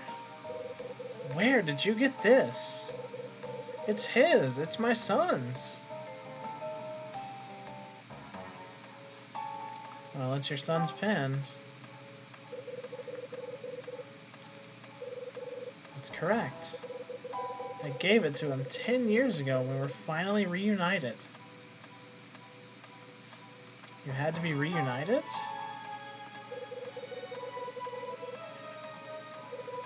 It was because I left him behind. She did abandon her boy. I walked out of his life. Oh no. My boy abandoned. You must tell me. How did that pin come to be in your possession? I found it in the restaurant. A guest dropped it. A guest dropped? So my son... That means Alan is in this hotel. No, he's not. But then, who dropped the pin if not him? A friend of his. Well, he's not much of a friend, actually. But why? How? Alan's missing. The guy with the pin is looking for him. My boy is missing? Tell me it's not true. As I understand it, Alan wrote a book, and this chump stole it from him. Sound like your boy was shook up about it and vanished soon after. That can't be. Wish I had better news for you, but there it is. My son had always dreamed of being a writer. On that night 10 years ago, he told me that he'd almost achieved his dream.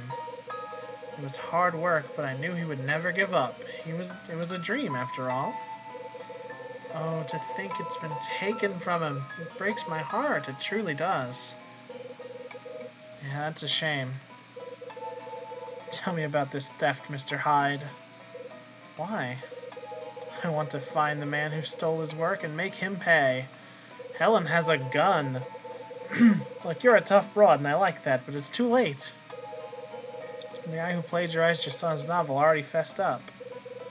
He's searching for your son so he can clear things up and make amends. I think the real question is whether or not your son will forgive him. I have faith that he'll forgive this man. I know my boy, Mr. Hyde. Alan will surely forgive him. That's just the way he is.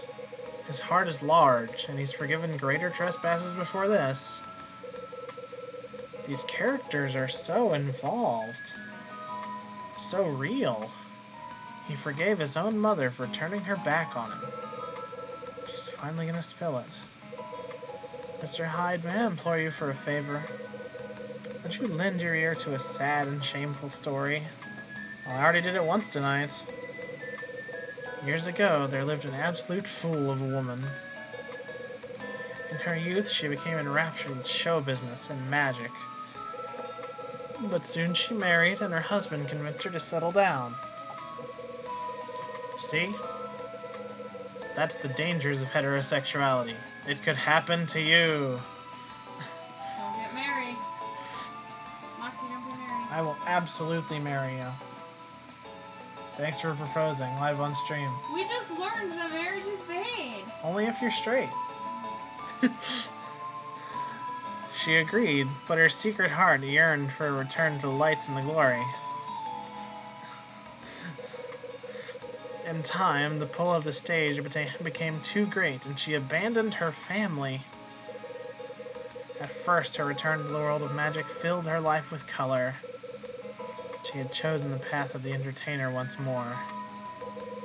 Oh wow, look at that cool old outfit. She's so dramatic. It became her everything. The woman lived for the moment when the applause swept over her like a wave. But to her dismay, the more acclaim she received, the emptier she began to feel. Suddenly, being known as the greatest magician of all time mattered not. All she could think of was meeting the son she left behind so long ago. What a fool she was. So the woman sets up a meeting with her son. Not at first. Their first encounter was a simple twist of fate. The woman had been called to perform at the grand opening of a new hotel. And by the strangest of chances, her son was invited to the same party. When she saw him, she was filled with fear and certain he would be enraged. But instead, he took her by the hand and forgave her, right then and there. That day, they made a promise to each other. Promised to meet in 10 years at that same hotel. And 10 years later, they did that very thing. The boy told her of his own dream, how he longed to become a writer. And the woman presented her son with a small fountain pen to help him on his way. It was the first and last gift she ever gave him, or so I hear. They made no more promises, arranged no more meetings. The year after meeting her son at the hotel, the woman quietly retired. And this time, she walked away from the stage for good. So where'd she go next? That's the end of my story, Mr. Hyde. Where she went and how she spent her days after that, No one knows. Well, let me tell you what I heard. Oh? Woman's son told his thieving pal how much the hotel meant to him. Said it was his most special place in the world. A place that filled with memories that he treasured more than anything. At least, that's what I heard. Oh, Mr. Hyde. I think you should have this pen. Maybe you can give it back to Atona someday. I don't have the words. Sorry to take up all your time. I'll see you around, Helen. Well, that was nice. Alan is Helen's son. Didn't see that one coming, except I did. Summer's going to do backflips when he hears this, and I'll probably have to tell him. Okay, Hyde, time to think.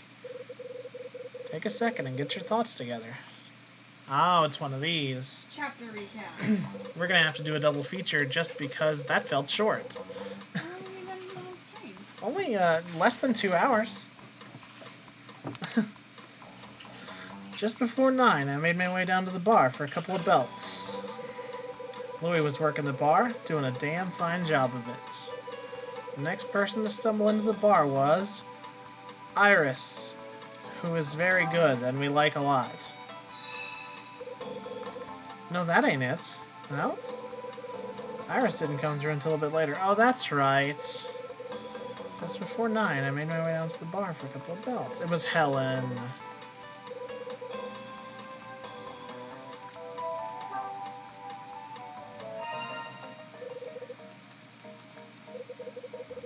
It's the first time I've gotten one of those wrong.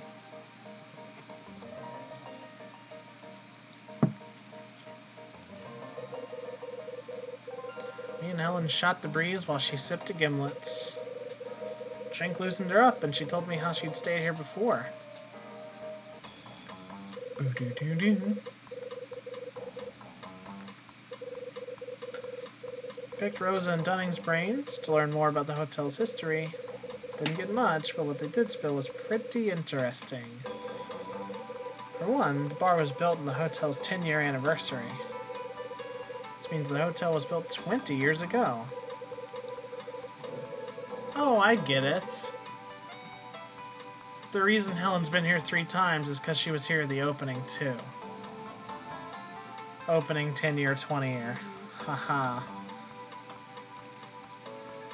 Dunning took over 5 years ago.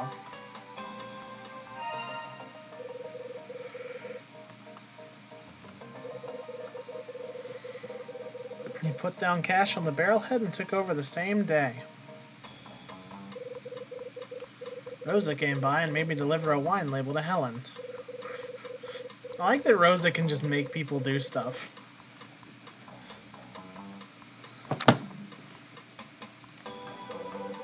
What kind of wine was she drinking again?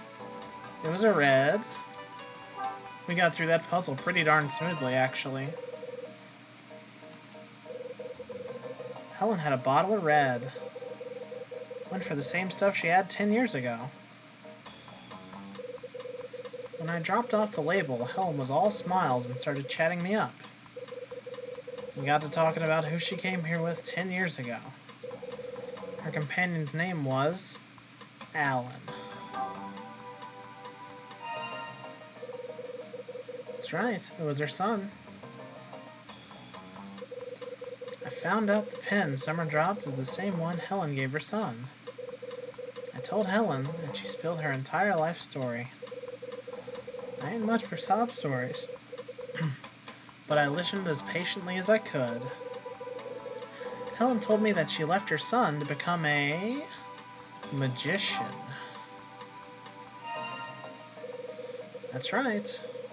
Still can't wrap my mind. That sentence just got away from me. But he still can't wrap his mind around it. She left her family to pursue the dream, and it's tortured her ever since.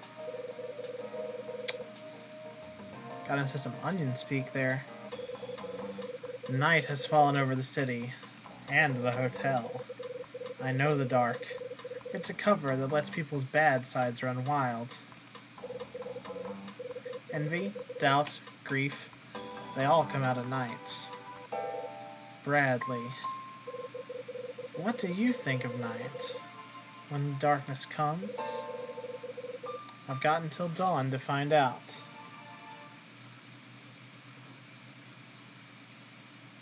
Save your game? Of course.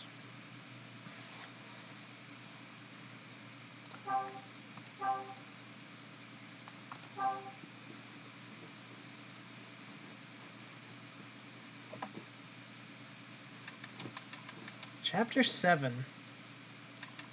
10 p.m. to 11 p.m.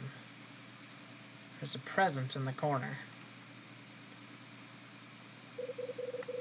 And the clock strikes 10. Maybe I'll join Louie in the bar for another belt. Yeah, that's good a prompt as any. The phone gonna ring again? Let's bother Iris.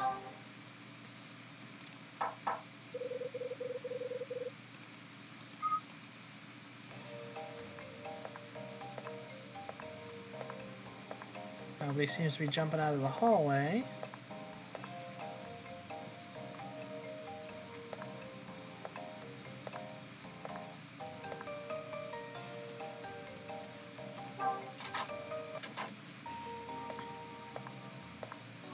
Alright, and we're back to the 7 stars to hang out with Louie, who's been cleaning one glass for 1 hour.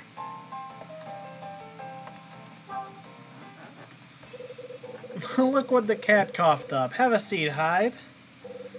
Bar's empty. Yeah, got the entire place to ourselves. Take a load off, my man. You want a drink? Oh. Scotch or a martini? Well,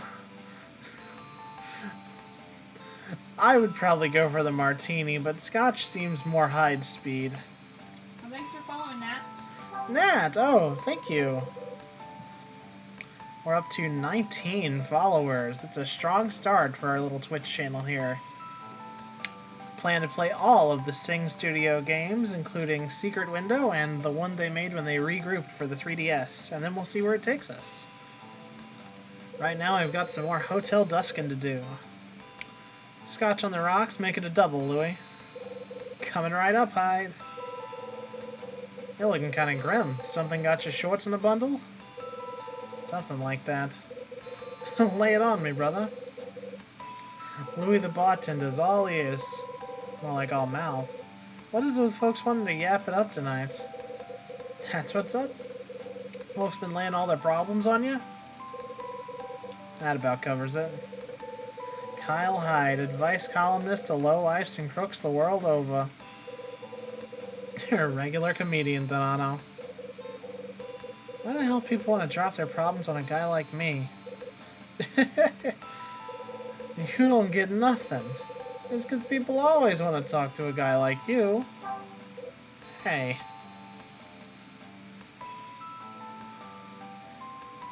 A guy like me? What do you mean, a guy like me? A guy who looks like he don't give a damn. A guy who ain't gonna preach and judge. A guy who looks like he's taken a few punches and knows what it's like to hurt. Look, man, I think I know how they feel. Check this out. We're in the middle of the holiday season, right? Last Friday night of the year. They look around and realize they're all alone in this sad old wreck of a hotel. Gets them thinking, you dig? About their lives, what they've done, where they're going. Hi, Jen! Good to see you in the halfway point of the stream again. How do you always show up right as the chapter flips over? It's uncanny. You know what happens next? All the secrets and worries stuff kind of boil over. Then they go looking for somebody to talk to, you know what I'm saying? Hell, Louie, you're the one that sounds like an advice columnist. Maybe, but I'm right.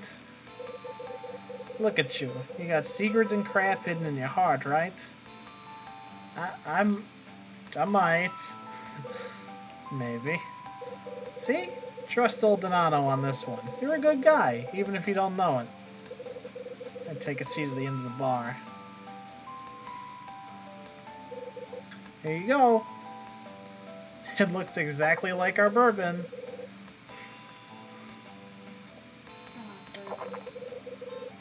I wouldn't mind some bourbon. You know what it tastes like. I just know it might help for my sore throat. You want me to make you a rum toddy? Please. The rum's coming out, y'all. We're about to get... Not enough to be like party time. It's We're about to medicinal. get crunkin' and drunken on this stream. It's medicinal. It's 12 o'clock. Yeah, it's prescription rum. I'm writing you a prescription for 14 shots. I'll die. That's the point. Oh, it's terminal. It's terminal. The world stops for a moment as I sit and stare into the glass. The ice shifts. A single piece slips beneath the surface, never to rise again.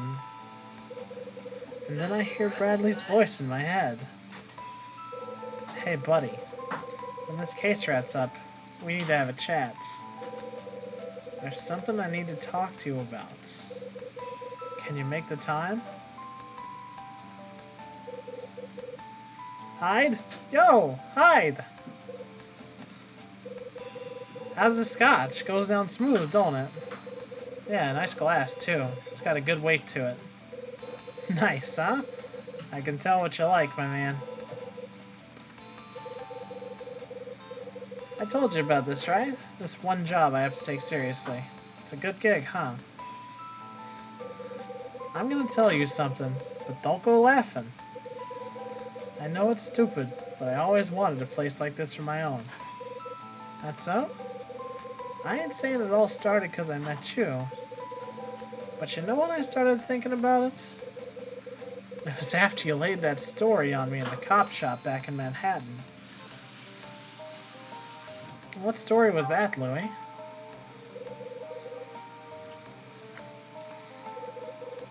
Don't tell me you forgot. Oh, It was the third time you busted me. It was in one of them crappy little interview rooms. Come on, I can still hear you. You dream of being a thief as a kid, Louie? This your dream job? No, I've never seen this, Jen. What's up? I'm sure there's something else you wanted, right? Fireman? Doctor? Superhero? I was staring at the ceiling, thinking you was gonna play good cop that day. Give me the "you can turn your life around, son" speech, yeah? Then you got real quiet. A serious look came into your eyes, remember? That's when you did it, man. You made up that story to save me from myself. Hold on. I yelled at you, huh? I didn't even go with that. I don't want to pretend Kyle doesn't remember.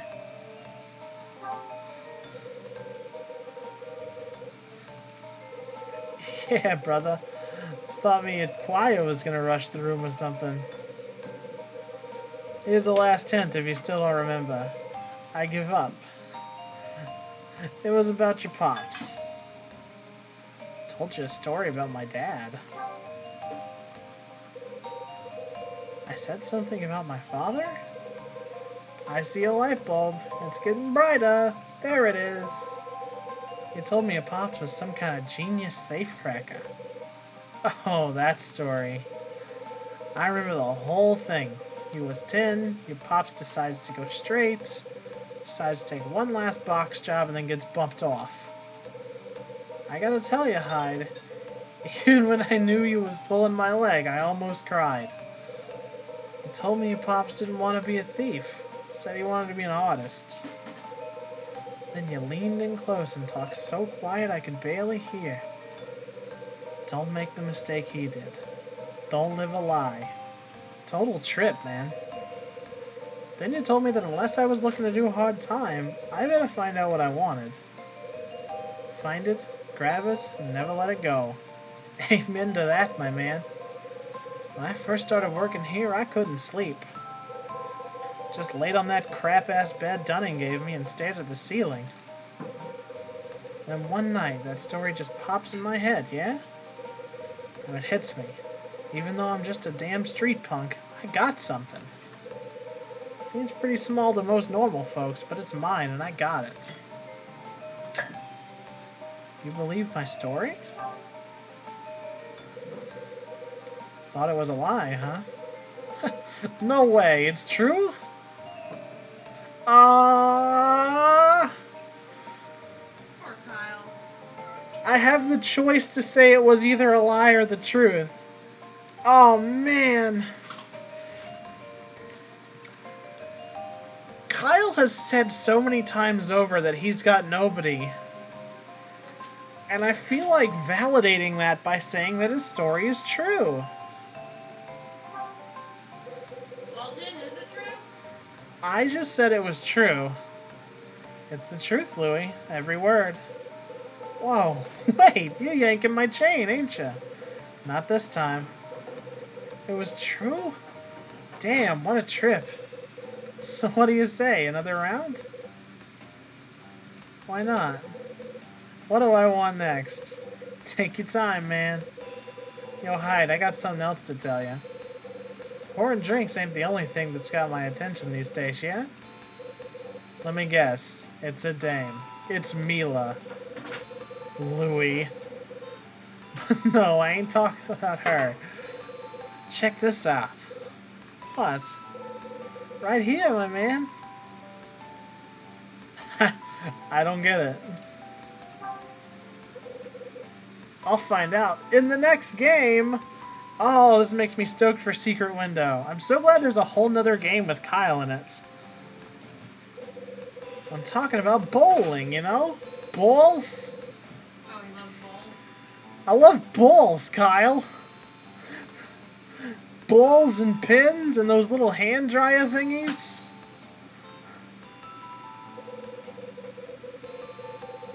I thought I was the only guy around here who liked bowling. Kyle likes a thing. Loser. Get out of here. You roll? No way. You want to see? When I throw a strike, pins beg for mercy. Yeah, right. What else you selling?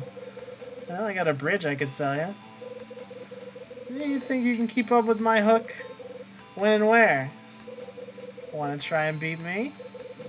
Be here at 11. Here? What are you talking about? There's no way we can bowl in here. No joke. Bowling. Tonight. 11 o'clock sharp. Huh. Someone's here. Martin Summer is here. Again. Jeez.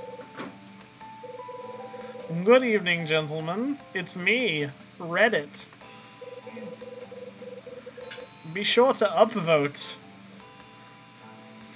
Yeah, take a seat right here. What can I get you? I'll have a gin and tonic, my good man.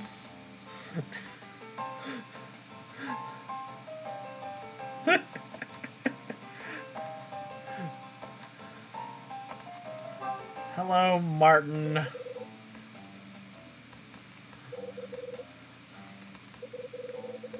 I made these a little strong, but I'm sure it'll be fine. I wanted to use up the last of the Kraken. Whoa, there's Kraken in my delicious tea. Very cool.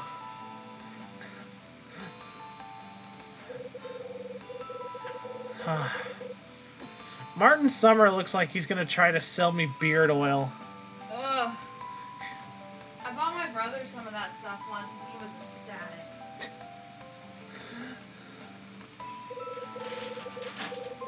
He looks like someone took all the charm out of Clint McElroy. There's something I'd hope to discuss with you as well. Dark Travis. That's really good. Sorry, Travis. So he deserves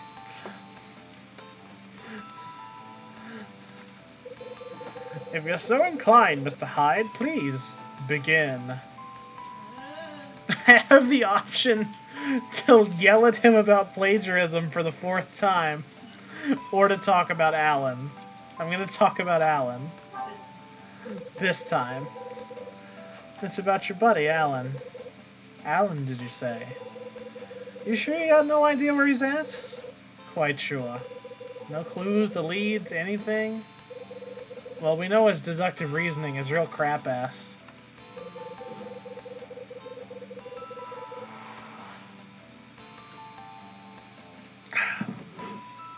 It's not like you went out of your way to look for the guy. And what, may I ask, do you mean by that?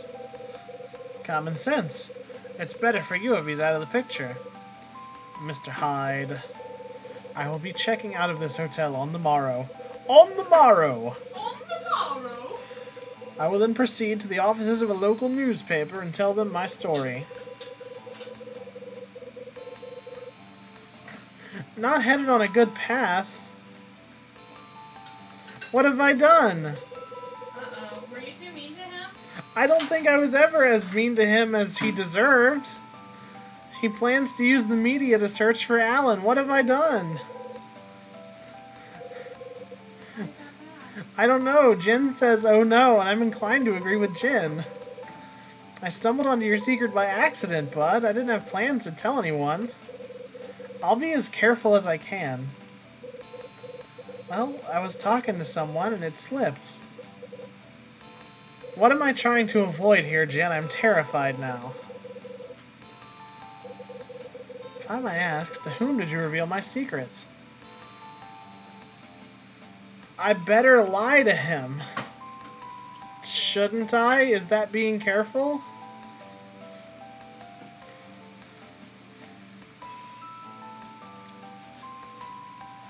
It feels like being careful to lie to him. I can't... Well, I can save state. Pardon me while I save state. Yeah, excuse the flagrant cheating.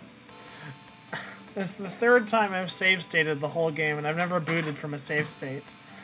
I'm gonna go ahead and lie to him. The maid, Rosa. What did you say? The person for whom you requested my autograph? Yeah, she's a fan of yours. I see. She must have been gravely disappointed to learn of my duplicity. Could be. Here you go. Oh no? Still oh no? Jin? Jen, are you just saying oh no to, like, psych us out? You've introduced so much chaos to this playthrough. All it takes is one word. Let's load and see if something changes and Jin says, oh no. I'll tell him the truth. Regular dialogue or from the bad ending? I played as honestly as I could. I can't believe I got a bad ending. I do have a save file from way back though. That's save file 2, and if need be, I'll try and play differently up to that point, from there. Hopefully I didn't lock in my bad ending in Chapter 1. Helen Parker. She's the one who had the pin engraved for Alan. Mr. Hyde. I gave the pin back to her. Fuck, both of those seem bad. He didn't like that she had the pin back. Was there a third option? No, there's never a third option. Excuse me for 1 second. Jin has me so nervous, I have to check on something. You going over to my computer? Yes, I am. Oh my god, Benny's sleeping inside his cube.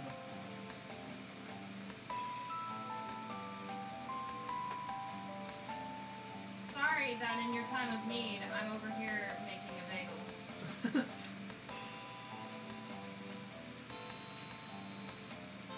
Oh boy.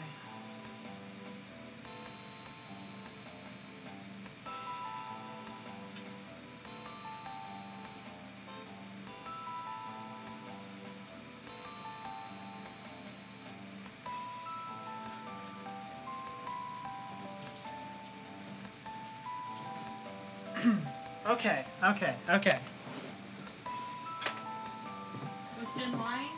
No, but I was supposed to tell him the truth, or I'll get an extended game over involving Dunning. Oh So I'm glad I backed up and righted that one.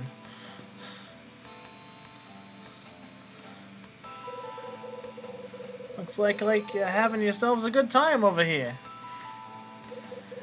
No? Yeah, well, I'll just go over here then.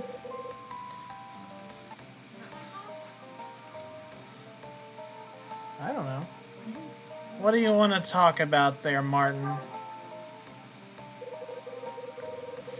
Hello?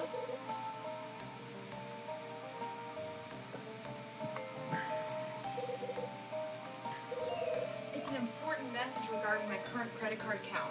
Oh boy. They've made several attempts to reach me. Oh. Oh, this is urgent. My credit card. Quite right. I was surprised by your admission, so I completely forgot my own topic. Actually... Oh, jeez. Well, bullet dodge there, Jen. Thank you. It's about the woman we met in this very establishment. Iris! Yes, that's her. I must say, she bears a striking resemblance to the actress Cecily Lee! We made that connection when we showed him the porn!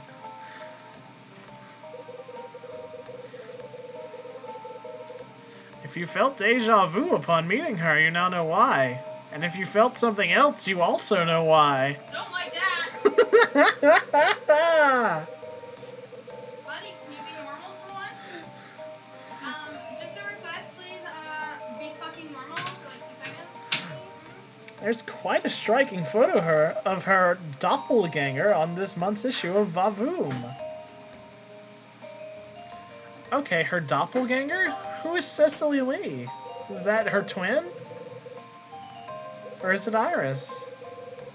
Are you truly unfamiliar with porn queen of the 70s, Cecily Lee? He did not say that. No, he didn't, but he thought it, because he's read it. I don't get out much. She's an up-and-coming lesbian who's garnered quite a bit of recent popularity. He didn't say lesbian. He said thespian. She got her start in one of those tawdry daytime soap operas. Her performance received wild praise from critics and fans alike. I believe she's scheduled to make her debut on the silver screen next year. Few people know that she was a model before she took up the craft of acting.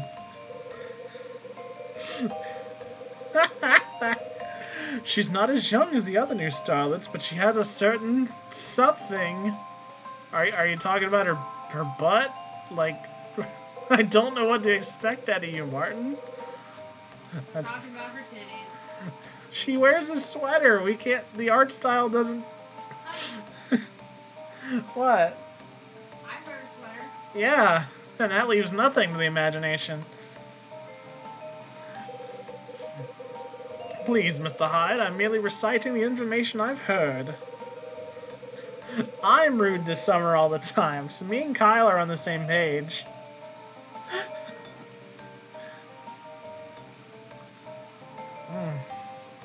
Whew, there's a lot of hot in that hot toddy, but it's bringing my voice back around. It's very good. I don't appreciate your attempts at jocularity at my expense. The question, sir, is why would Cecily Lee be staying in this hotel on her own? It does arouse one's curiosity. He said it, not me! You with the emphasis. Does it not? Alright, enough chatter. I gotta blow. Truly. Well, I shall remain a while longer and savor the prophet's spirits. Anything else to say to this guy? I always try to check. You got a minute? You got a minute to look at this porn? Oh, you know what? I never noticed. Hmm? It does look like her. She's got the hair flips. Oh, it does. I'll be danged. That's her. Mr. Hyde, the voluptuous creature on this cover is Cecily Lee. Aphrodite in a bathing suit. Striking, no? I'll fucking strike you, you chud. Please do. Louie, please rescue me. Louie? What? I shouldn't show Louie the porn or he'll try to take it back. You want to get striped? I'm just a sea hair away from you getting sea-sucking socked. S&P, the choice for me. So I'm at the jukebox.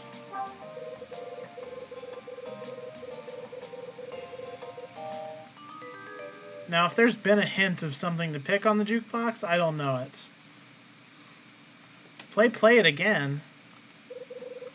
Spinning some tunes? What you got? Okay. That's the intense investigation music.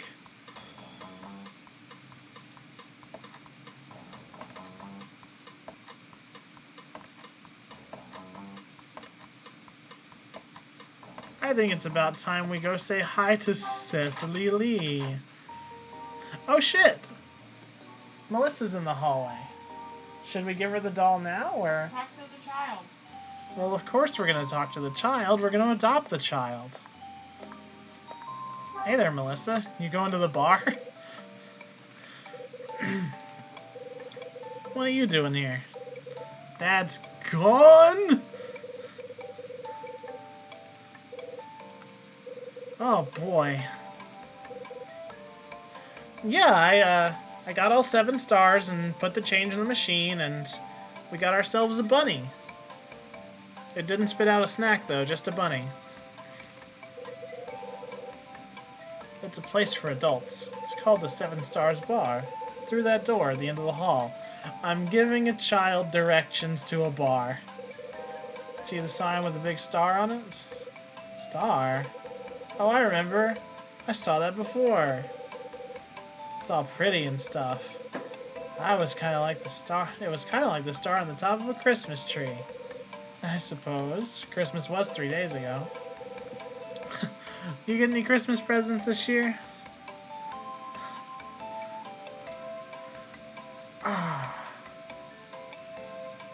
I don't know what to say. Is he not a presents guy?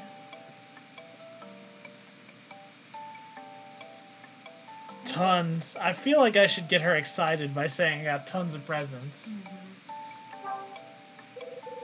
Yeah, tons. I had to chop down a redwood tree so they could all fit under it.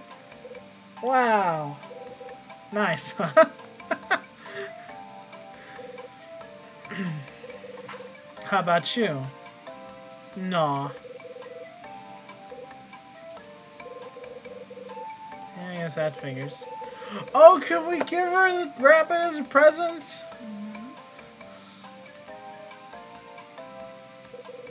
My dad's a jerk.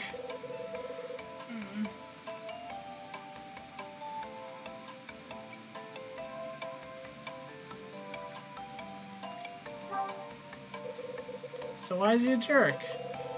We didn't have anything for Christmas. Every part of the game with Melissa is cute. She's the best child in fiction. Not even a stupid tree. Aw. Hey kid. Don't worry about your old man. He'll be back soon. If I can give her that rabbit now, no matter what the consequences. Yeah! Oh, the art styles don't mesh together very well. It's the only time this game has looked kinda rough. It's Pinky Rabbit. Go ahead and take it. Oh, yay! Go back to your room and take a nap or something. I'm so glad we had that.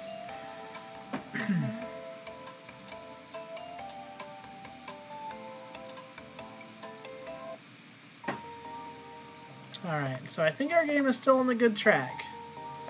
And we're gonna go see Iris and tell her that we know that she's in this very cool magazine. Huh? Oh, Mr. Hyde, I have another favor to ask you. It's been 10 minutes. Everyone else gets to take a break, but never Rosa. Melissa come through here? Melissa? She just went up to the second floor. What do you care? Looks like she actually did what she was told. Very cool. She looked as sad as can be. Something happened? She misses her mom.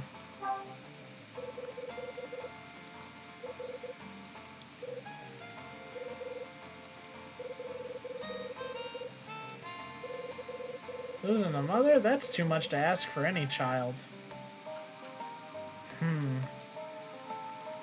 I have this opportunity to show her something. What do we know about that?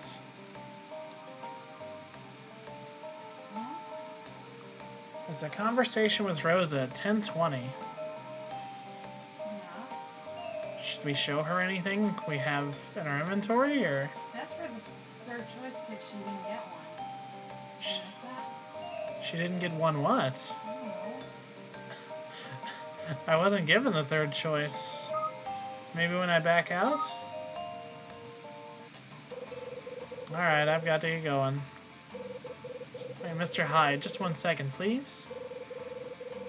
Something has been bothering me. Shoot. It's about Melissa. She asked me if the hotel had a Christmas tree. Well, I told her that we did, but Christmas has already come and gone, you see. I explained how Dunning always takes down the decorations on the 26th. And, well, she just looks sad. Mm-hmm. Yeehaw. Just broke my heart. Yeah, that's sad, alright. Do you have any idea why she would be asking about a tree? She didn't get a Christmas. She didn't get one. Didn't have one at home. No presents either. Oh, how sad. That poor thing. What an awful father that Kevin Woodward is. Well, it's no wonder she wanted to see a tree. Yeah. What a shame. Tree and decorations are in the storage room on the first floor. See you around. Can I take the whole fucking tree? Okay, over here is laundry, boiler, utilities, pantry, and Louie. Louie. Now, the last time I hung out in this hallway, Dunning got all pissy with me, so I'm gonna save before I take that risk.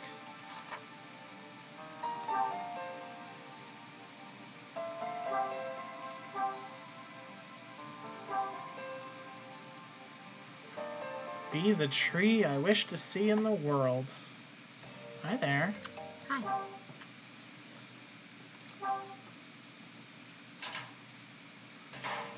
No, I didn't get a game over for that. Dunning was just like, quit being a creepazoid or I'm gonna...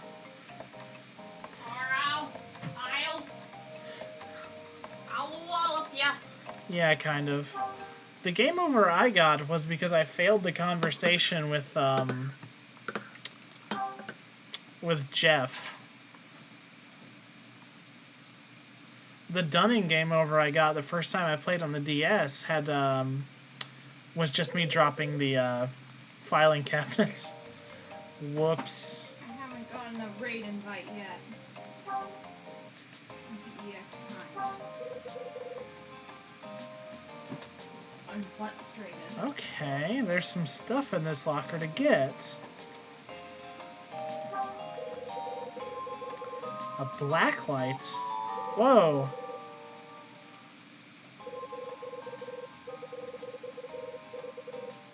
Used to throw Iris a party.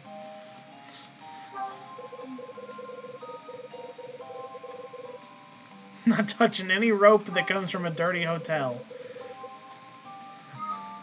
I don't understand that, Kyle, but okay.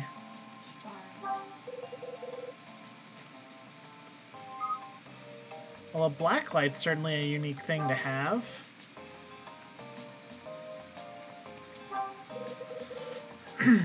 It's a big locker over here, no interaction.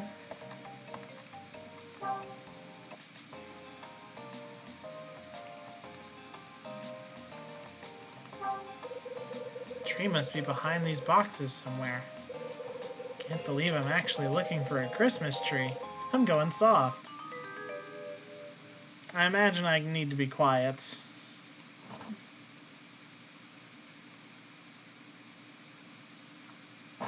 Puh. Well, there it is in the bay.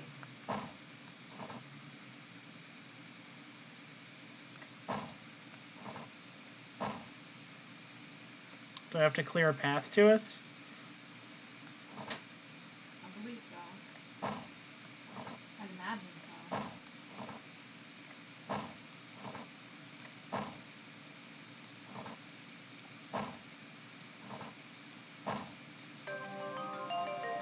There we go. Nice and tidy. Hey! There's that smile we all love. Fuck. Ruh-roh. Oh, it's Melissa. Thank God.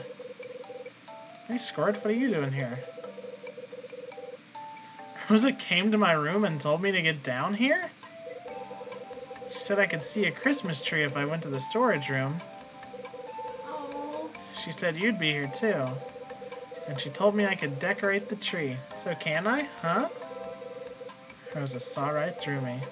This hotel is turning me into a real sap. Let's decorate the tree together. Oh, this is nice. Okay.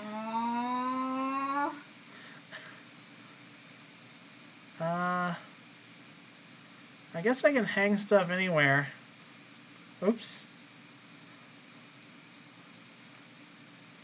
How do I... Those are suspiciously colored. Oh, I see. How do I get back down? Maybe the blue ball to the blue hook? Yes. I got a green... I got a heart. I can go to a red hook.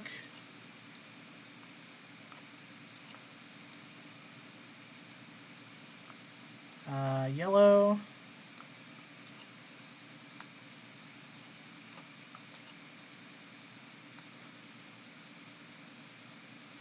Red. Uh-oh.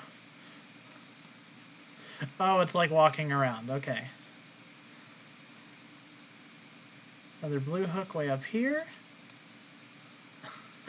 It's just decorating a Christmas tree. This is wild. This is the last thing I expected to run into in this game. But I'll tell you, being Melissa's new parent is a weirdly rewarding thing I did not expect to find in Hotel Dusk. What a wonderful game.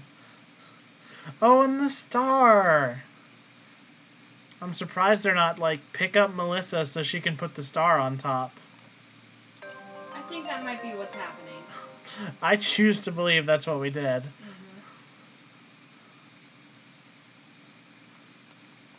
That's our tree. Yay, it's Christmas tree for me!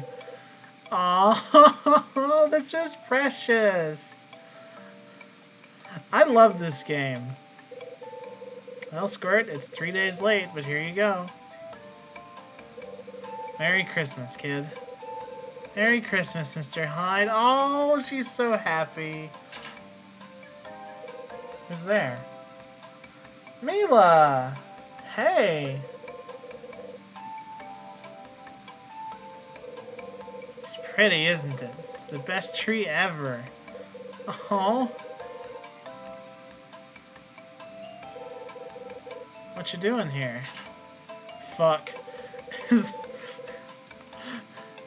Louie? That'd be me, except I don't waltz. Mambo, maybe, but... Oh. We haven't interacted with Mila enough for her to count as our other daughter. She just got sick on Rosa's couch. Like, I'm concerned, but I don't know this lady. No need to go all junkyard dog on me. Rosa told me what she was up to. Said you was gonna have a Christmas shindig, right? When I heard Melissa and Mila were gonna be here, I knew I had to swing by. Can't have a party without Louie. Don't howl. No a-wooing. $350 fine. So, Mila, did Rosa tell you to come here too? Figures. Come on, let's have ourselves a good time. Time to party like it's 1990. Do whatever you want. Just stop trying to make me have fun. Holy shit, this is a lot of people. Let's look at my tree. Hello, Louie. The other kid is Mila, and she was mysteriously, like, hitchhiking, and Jeff picked her up on the side of the road and dropped her off here, but she doesn't talk so good, so Jeff didn't want to hang out with her, so Rosa took her in, and then she got a little sick, so she's been hanging out on Rosa's couch for a while. How's the tree? It's good, man. Of course, these lovely ladies make it even better, yeah? Little girls don't interest me, Louie. I think he's just being friendly. Yeah. What do you think of the tree? Look at how she's staring at it, like a little kid. Okay.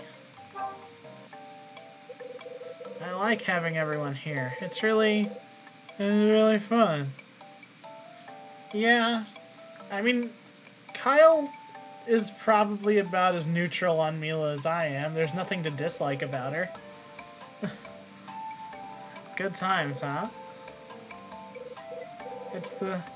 Oh, she's so tired.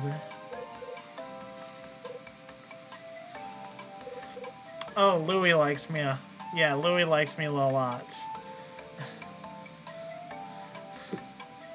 I have no idea how old any of these characters are.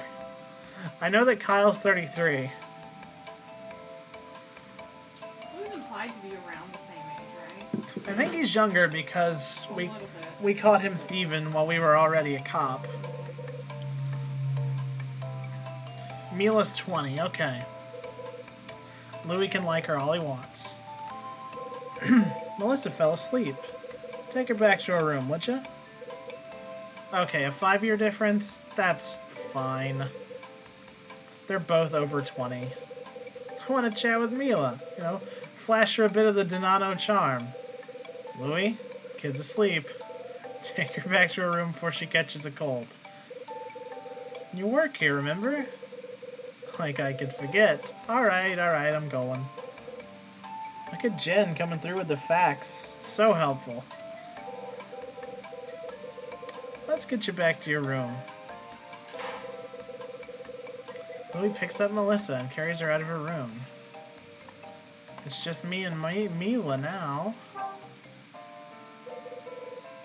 Yeah, Jeff seemed really young.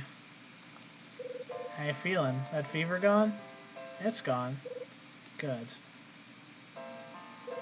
So what did you do for Christmas? Who'd you spend it with?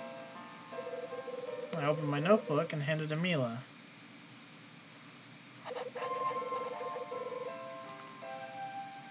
Here, take a look. He's such a dad. I have no one. No. By yourself, huh? There's your father. Here you go. Her dad's name was unrelated to anyone else in the hotel, as I recall. This is some good music. We're gonna find out that Toby Fox did this. No. Yeah. Hotel Dusk remaster featuring Megalovania. It's Helen's theme. Where is Dad now? He's gone? What, you don't know where he's at? Aww. What's he do for a living? You tell me where he lives? And just write down anything you got.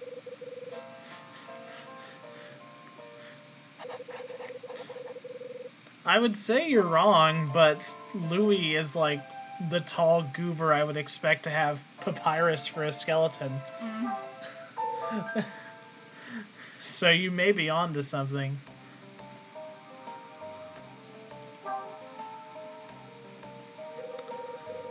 Okay. Santa Monica Gallery May. Okay. Her dad works at the art gallery in Santa Monica, where the angel opening a door was stolen. Hello. Gallery May. Father owns an art gallery? Huh? Hey, Rosa. Oh, look at that. What a lovely tree. I bet Melissa was happy.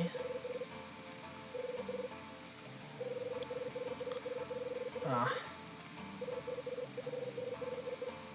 Is the big twist of this game gonna be that, like, everyone here except Martin Summer is a good person? Mm-hmm. Because I like the whole cast. Everyone's just trying their best. Except Martin. Except Martin. Martin hasn't tried ever once in his life.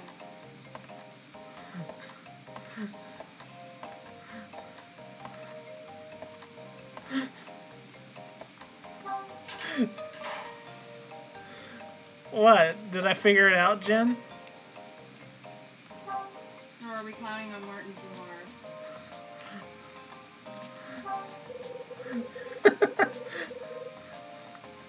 I keep checking on these potted plants, thinking they're going to be significant.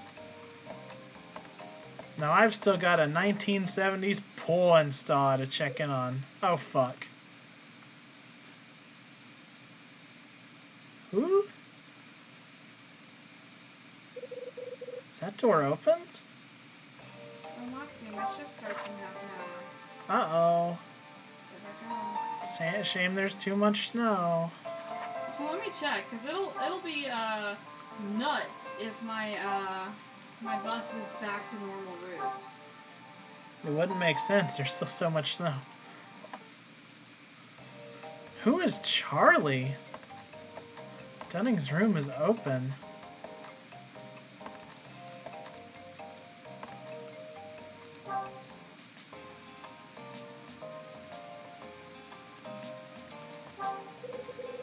Oh, do the plants have names? I don't recall. We had a plant just like that in our old apartments. I believe I named her Judy. She didn't survive the winter. The winters up here are harsh. Oh, yeah, no, my bus is still not operating. It's going 2 miles out of the way for me to go to. So I have to go uphill for 2 miles to get to a stop that it might stop at. That sucks. Also, I'm uncomfortable being in Dunning's room. That doesn't seem right. The door was left open. That's a gun, I think.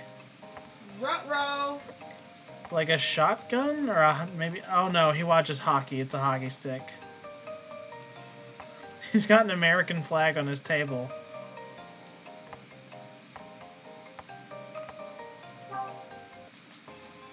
Who's this? That looks like a young Melissa. Is he Melissa's granddad?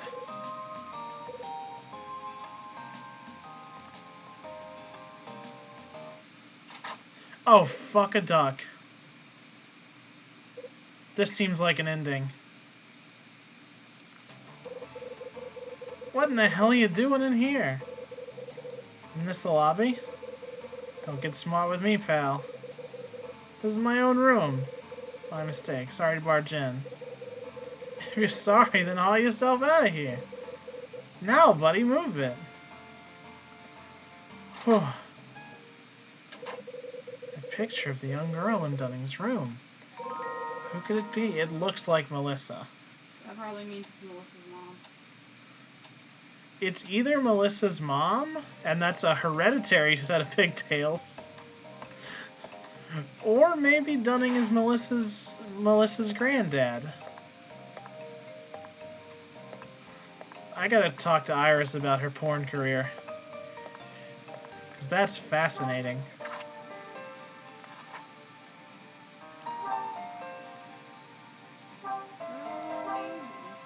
Really? I should go to the lobby instead?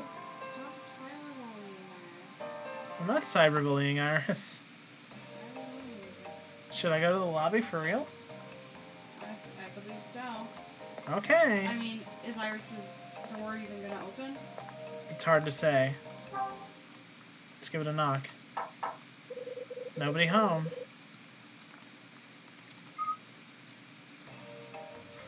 Guess we'll go wander.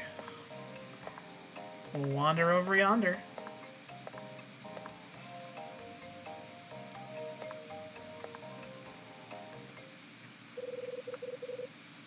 Someone's in the lobby.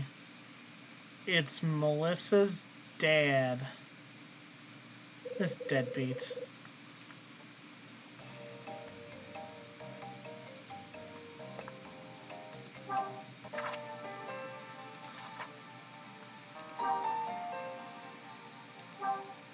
He's gonna be like, "Are you trying to replace me?" And I'll just be like, "Yes."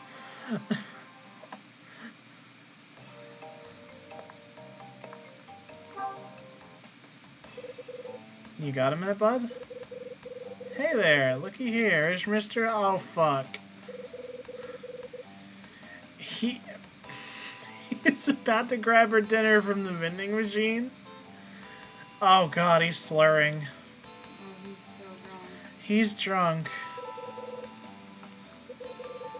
I see you're in a good mood. That's not true. I'm just drunk as a skunk. Your daughter was looking for you. You're a liar, Mr. Hyde. A liar. I'm a liar. She hates me. She wouldn't look for me. That's why I know you're lying.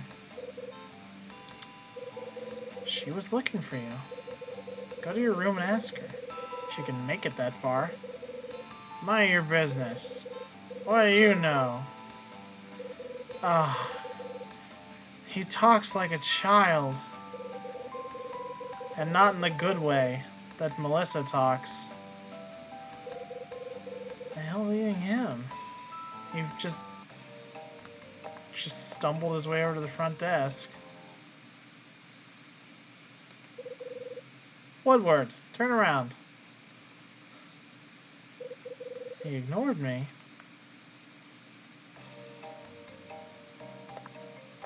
It might be time to slap Woodward shit.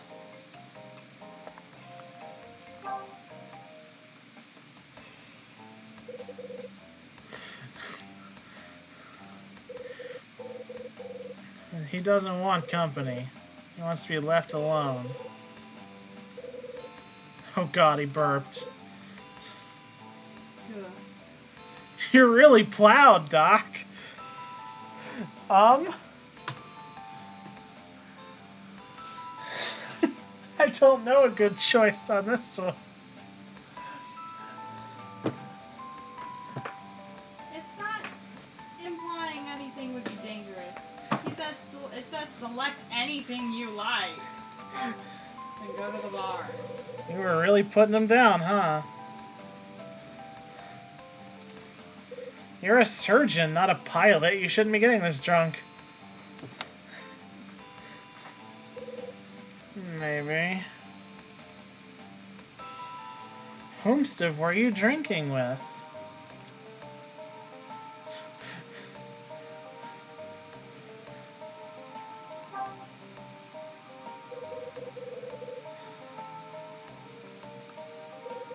What difference does that make? It's none of your business. He gave himself a headache by talking too loud. I don't want company. Leave me alone. Huh.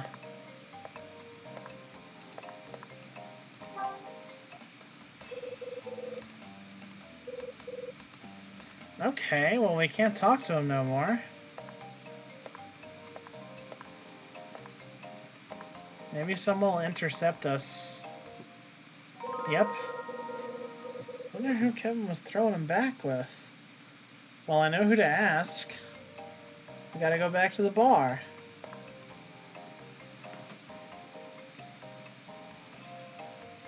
Oh, hey, cool. We happened to order a pizza yesterday, and because it was the Super Bowl, it took over 90 minutes to show up, and I just got an email saying that I can have a free large pizza. Oh. And that coupon's good through the 5th of March, so I got a whole month to get a free pizza.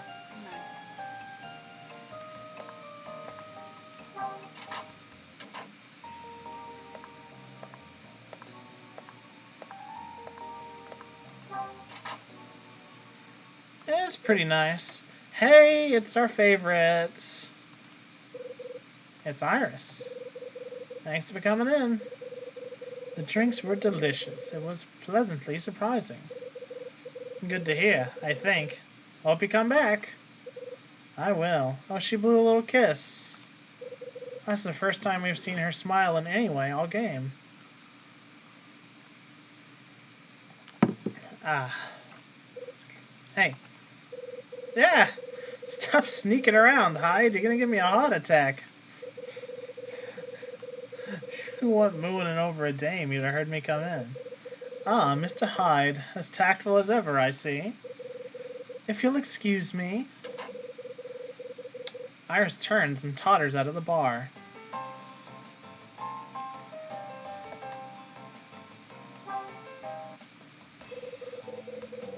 Looks like you were having a good time. Don't be getting the wrong idea. Just making sure she enjoyed herself. Part of the job. Whatever you say, Louie. You may want to pick your tongue up off the floor, though. Give it a rest. Not now. You had enough tonight anyway.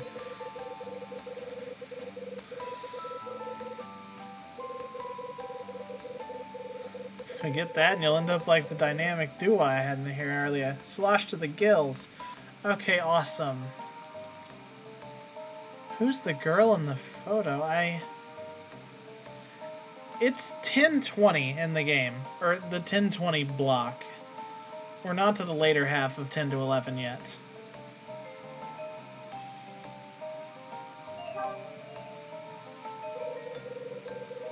Who's the dynamic duo, Louie? Did I miss something important, Jen? I've tried to be so thorough.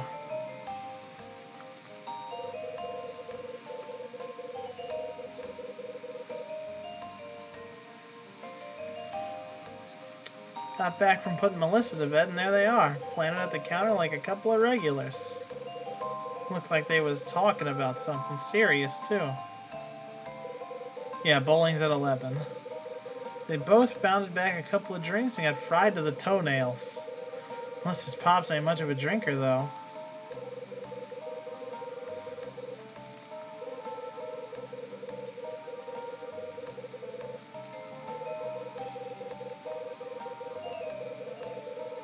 She was just killing time. She wasn't here to chat up old Louie. What are they talking about? I have this question I can ask about the girl in Dunning's private residence, and I don't feel like I should ask it to Louie. I mean, it wouldn't hurt, but...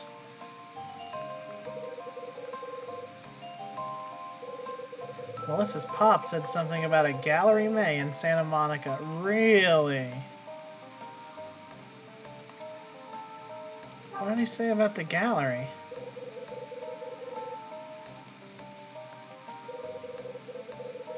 All I heard was a name.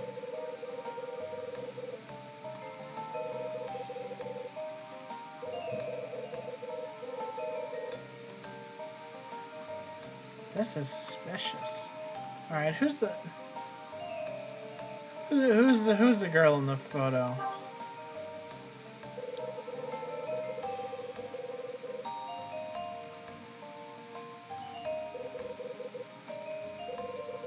Picture of a kid. No clue. Tunny ain't never invited me in for tea and cookies, you dig? What's up, Hyde? You thinking deep again? You could say that. Oh, come on, don't leave me hanging. What is it? I learned some things about Mila's old man. More snooping? I asked Mila some questions and had her write down the answers. Why didn't I think of that? Mila's old man is named Robert Evans. He owns Gallery May in Santa Monica.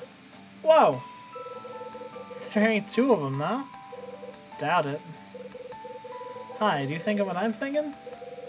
It depresses me, but yeah, I guess I am.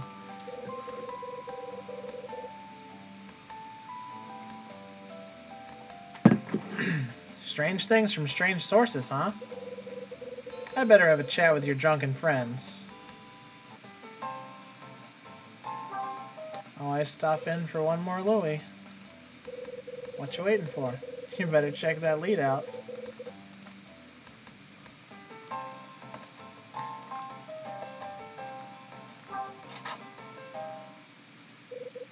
Here we go. I think I'll start with Iris. We've been trying to talk to Iris all game, and every time we do, we make an ass of ourselves.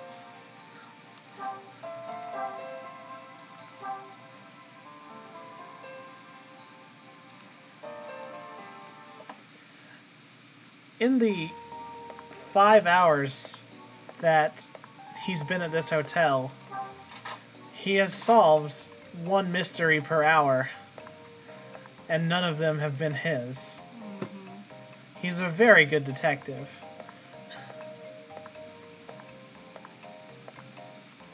Knock knock, it's Knuckles.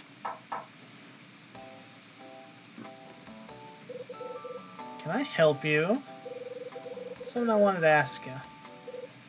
Fine. You know anybody who runs a gallery down in Santa Monica? That's a rather odd question, isn't it? You were talking about a gallery at the bar. While you were drinking with Kevin Woodward, remember? Guy from 219? I remember my actions quite well, thank you. I didn't black out or anything. And what business is this of yours? I'm just curious. Do you want me to believe that you've suddenly become a patron of the arts? That's me. Big fan of apple paintings and armless statues. She must know I merely mentioned a gallery where an associate of mine works. Mr. Woodward then told me, with no prompting from me, that he knew of it. Actually, I'm glad you're here. I need to speak with you about something. Believe it or not, I don't have anyone else to turn to for help. Oh, I believe it. Kyle, just come in, will you? Uh-oh. We in her room. She has very nice luggage. It's Louis Vuitton. So where's the fire, Iris? When I returned to my room, it felt odd. Then I saw it, and it is odd.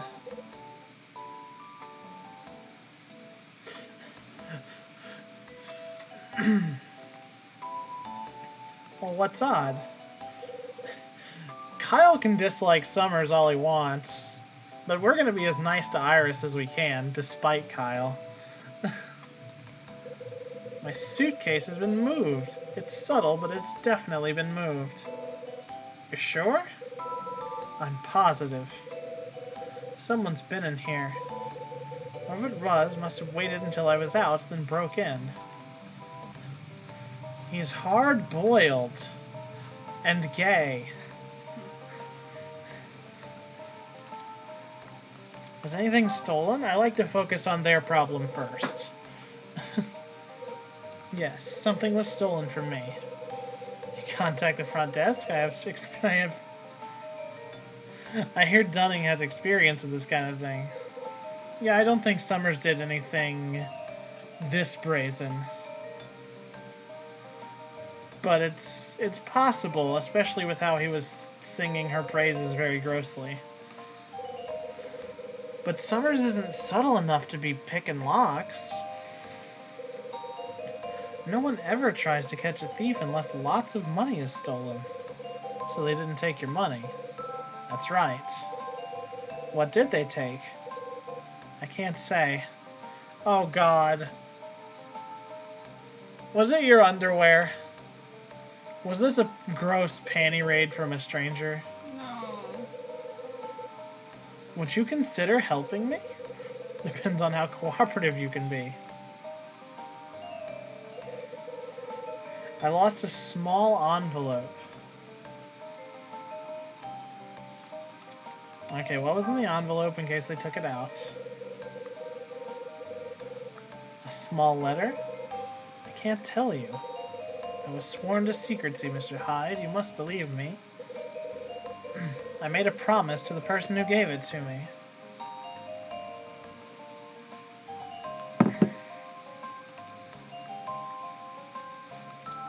Well, who gave it to you? Tell me something.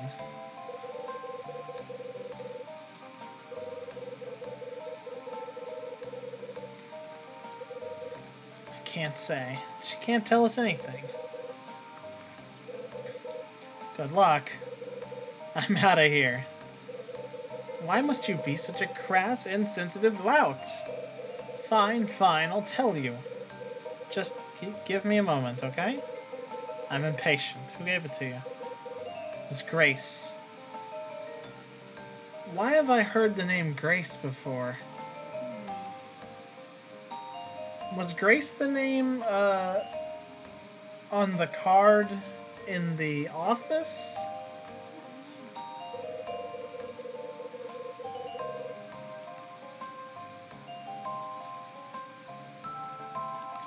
Who's Grace? Because if it's a small envelope with a card in it, then that's in the office. She's a friend. What kind of friend? She's a friend, Mr. Hyde. What about that so difficult for you to comprehend? You may live your life all alone under a rock somewhere, but I... Oh, why am I talking to you about this? It's none of your business. None of my business? Alright, whatever you say. Can you tell me something about that gallery while I'm here? Kyle has one friend. It's Louie, who he's not even nice to. Gallery May. Wait a second. How do you know it? I know the owner's name. A friend of mine works there. That's all. Alright, I'm off. I'll drop in if I find anything. Thank you. Helping me is more kindness than I expected. Don't get used to it. I ain't doing this for you.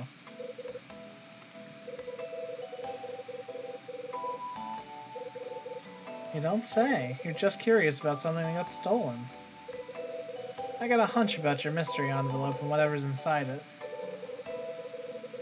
I think it's gonna shine a light on some shadows I've been following around. Mr. Hyde, what on earth are you talking about? I'll see you around.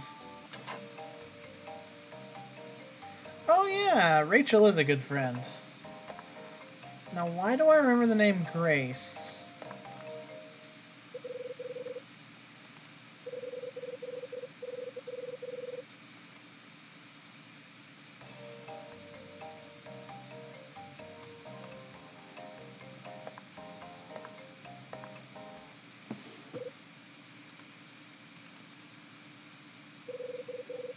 What are you doing here? Nothing. Goodbye. I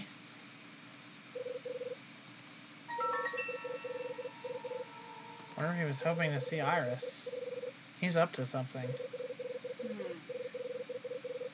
Put the good doctor to the coals. Alright, we're gonna have ourselves a challenging conversation.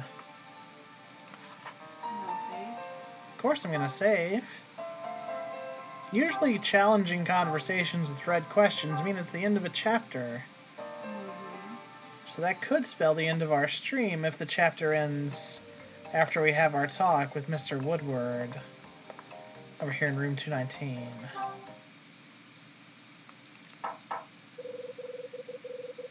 Where the hell did he go? New game over here? Did he go into 213? With Jeff? He ran in.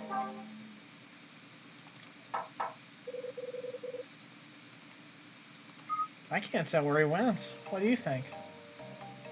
Just ran away. He just ran away. I wonder if he went to the roof. You think he's leaving? Do I think he's leaving? It would be real dirt if he tried to leave and left his kid behind. Mm-hmm. And I would kick his ass a lot. He better not be trying to leave. Yeah, what's up, you evil son of a bitch?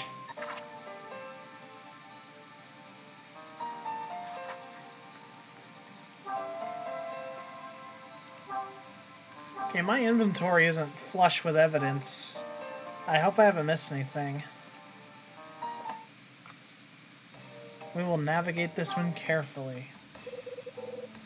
You got him? Looked over at me. You got a minute, Woodward? Go away. What are you doing here? Go away. I just want to be by myself. I have questions for you. Didn't you hear me? I'm not in any condition to speak right now. I saw you hanging around 216. Were you looking for Iris? It's none of your business who I see. Easy there, Doc. You two had business?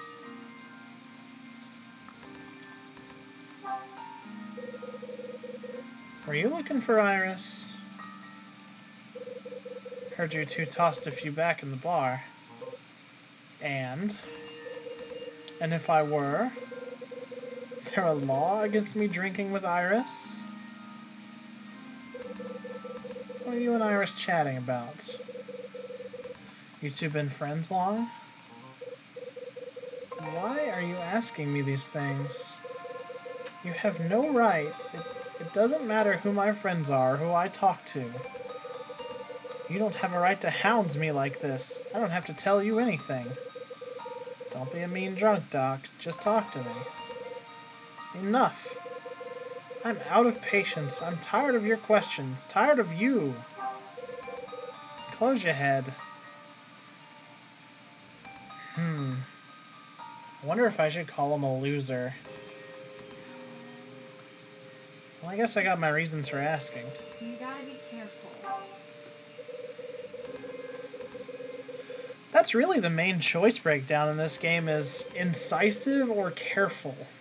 Do you want to go after someone like we went after Jeff and make statements? Or do we want to ease someone into the truth like we're doing with Kevin here? I'm looking for someone. I don't believe you're looking for someone. There's a young girl staying here who's looking for her father. You talking about Melissa? How dare you? No, different kid. So I need to ask you about Gallery May in Santa Monica? Seems the girl's father owns the joint. Really? You know the place, right? Gallery May? Yes, I know of it. How? Well, my wife used to work there. And Iris has a friend there, and Iris's friend is Kevin's wife. Going back to my room. Not yet, you ain't. What do you want, Mr. Hyde? I know Gallery May. My wife used to work there before she used to work there. Iris is just... We just met. We had drinks. That's why my head hurts. She mentioned the gallery. I was surprised. That's all. No mystery. There's no mystery here. I don't know the owner. Never met him. You playing straight with me? Enough, please, Mr. Hyde, please. My head hurts, and I'm tired, and I know nothing.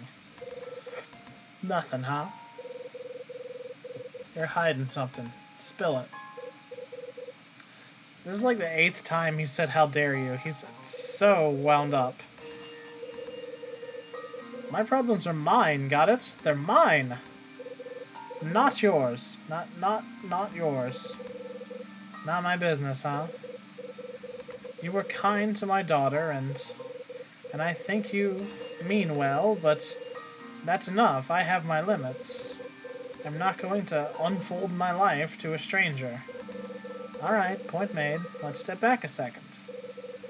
We've both been around the block, right? Got a few scars to show for it. I got no interest in digging up your private life. But there's something you know. And that something's the key I need to find what I'm looking for. What you're looking for? What's that? It's got nothing to do with you. But you answer my questions, and I'll tell you what you want to know. Okay. I reckon we should start by talking about Gallery May.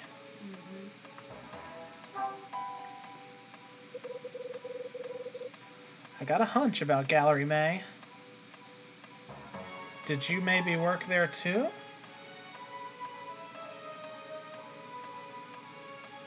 You never worked there. He never worked there. His wife did. So when did she start at the gallery? She was there 7 years ago. Our first one that wasn't 10 years or 6 months. Well, Dunning had 5 years.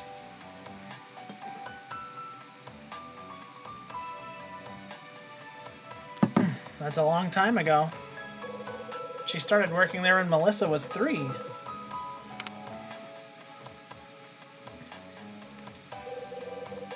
Melissa was... wait. That doesn't track. Melissa's 10. She got her job working at the gallery 7 years ago. And Melissa was born after she started working at the gallery? She thought spending time together was important. But she missed the gallery, and she wanted to use her training. So when Melissa turned 2, Grace found work in an art museum. And things were still alright between the two of you? Yes. They were.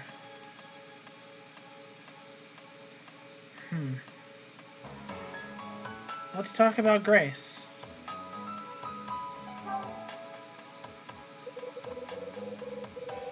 Oh! The dots really are connected. Iris named her friend by name as Grace.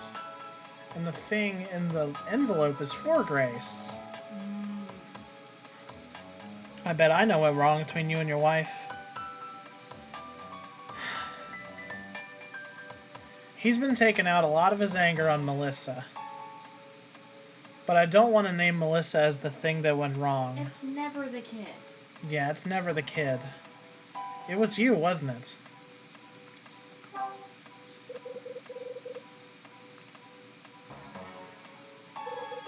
Yes, it was. It was all my fault. What did you do? Did you cheat? Oh, he burped. Oh, that's a dead end. I guess we'll talk about Iris. Hey there, bud.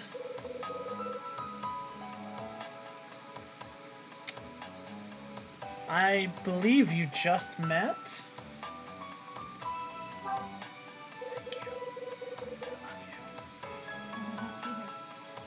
This is the first time you met her?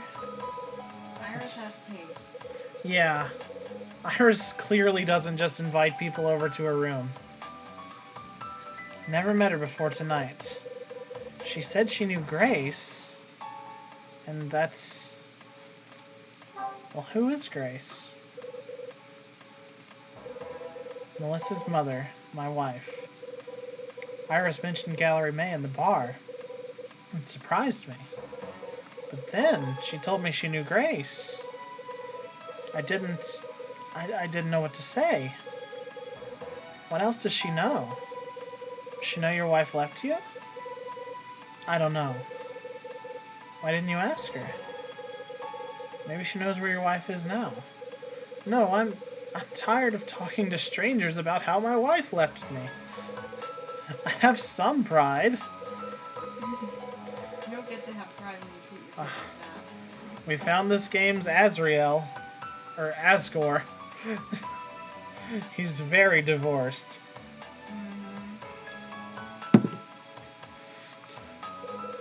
She left because of me.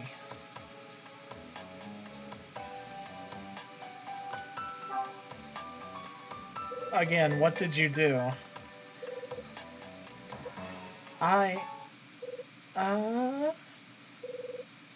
Oh god, he burped again. You feeling low? My head, it's gonna explode. I bet. You better get to your room before you make Rose's life a living hell. Can you make it? 'Cause I ain't carrying you. You're right, it's just like you said. I'm right? Hey, hold up. You're pathetic, you know that? I give you a load of crap about how you raise your kid, and you don't get mad? No woman likes a coward, pal. I bet that's why your wife left you high and dry. Oh, yeah? Oh, yeah? I bet she'd been planning to dump you for a long time. I don't like how the music turned off. It makes me feel like I'm getting an ending. You know she left a message on the back of one of Melissa's puzzles, right? The one she gave her as a gift? She left a goodbye message on the back. She did what? You didn't know? Where's your head at, Doc? I never knew. That was the problem. I never knew anything.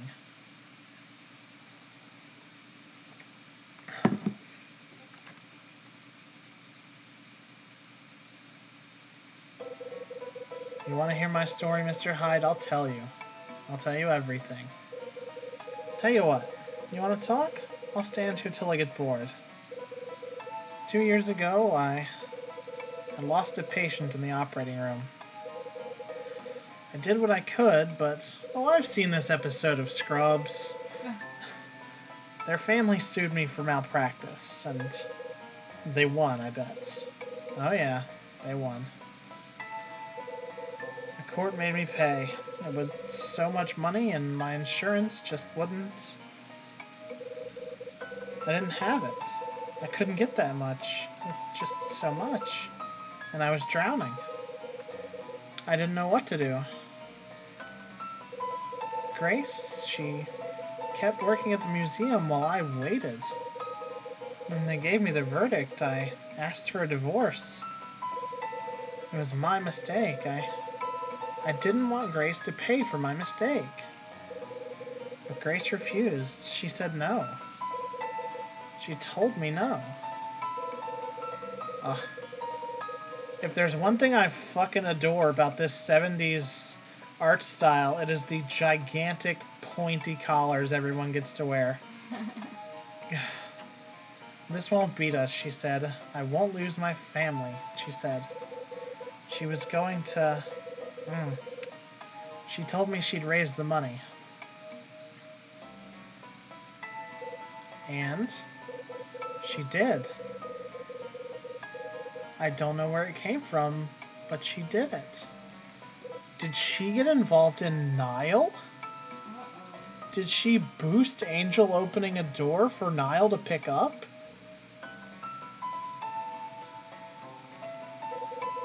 She made me promise not to ask.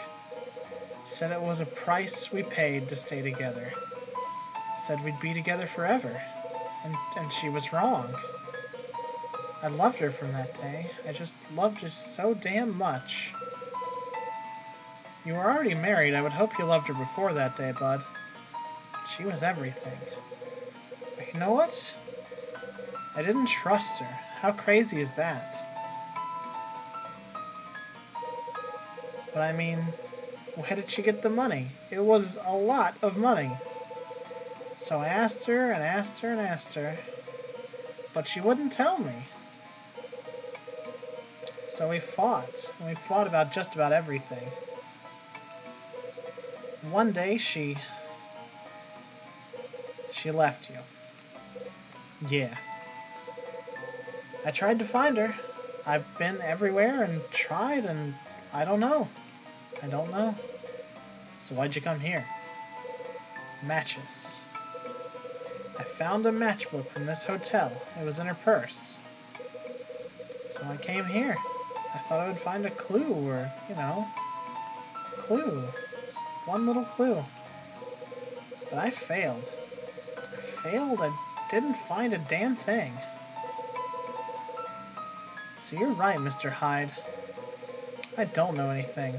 I'm a loser, and I'm pathetic. That's one word for it. I know. But I think you're going to pull out of this. You've got a chance. I do? Comes a day in every man's life when he realizes he's a fool. But you got someone who needs you, no matter what a lousy drunk you are. You know what I'm saying, Doc? You can pull your ass out of the gutter for that person, right? Mr. Hyde. Melissa loves you more than anything. Your family. You're the only family she's got left.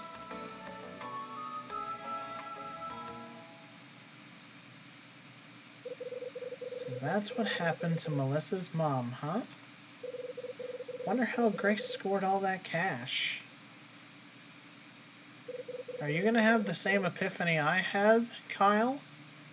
Why did she come to Hotel Dusk? How are Iris and Grace connected? Bowling is next episode, Jen, but I appreciate your enthusiasm. Mm-hmm. Take a deep breath, Hyde. Get your ducks in a row here. I went down to Seven Stars Bar at 10 to meet up with Louie. While I was enjoying some good scotch, Summer barged in. I told him that Helen was Alan's mother, then split before he talked more. After leaving the bar, I ran into Melissa?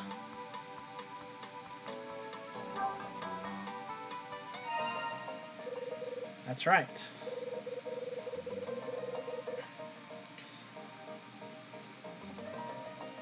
Melissa was roaming in the hallway just outside the bar. She was looking for her old man, Kevin, and she didn't look happy. I told Melissa it was late and she should go back to her room. But something about how sad she looked stayed with me. After talking with Rosa, I decided to get the hotel Christmas tree out of storage. Figured a tree with all the trimmings might pick the kids' spirits up. The room where I found the tree was storage.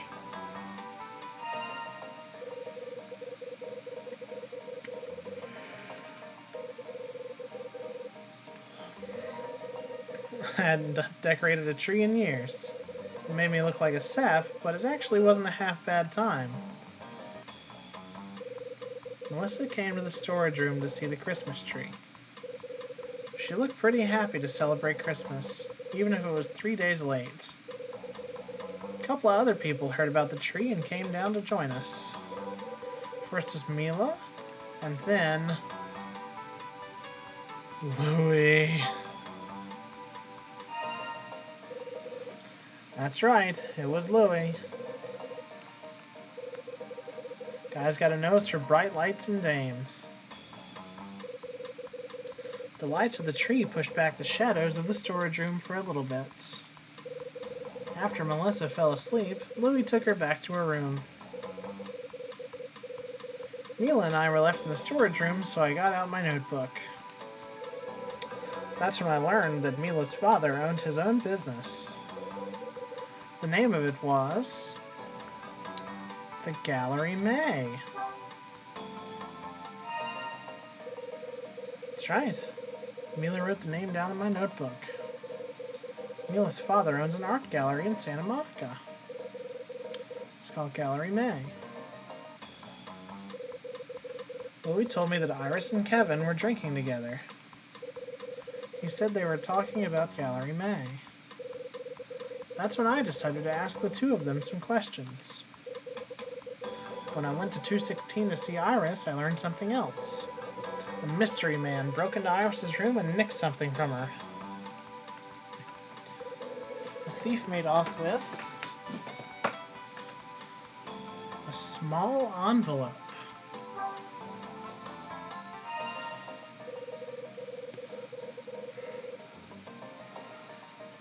Whoever it was took a small envelope. At least that's what Iris said. What was in that envelope? Just another question for the pile. Evening wasn't a total bust, though. Kevin tied one on and waved the fumes away long enough to grill him. He told me Melissa's mom, Grace, worked at a place called Gallery May. Also told me about some malpractice suit he lost a few years back. But I need to know how Grace raised the money to pay the thing off.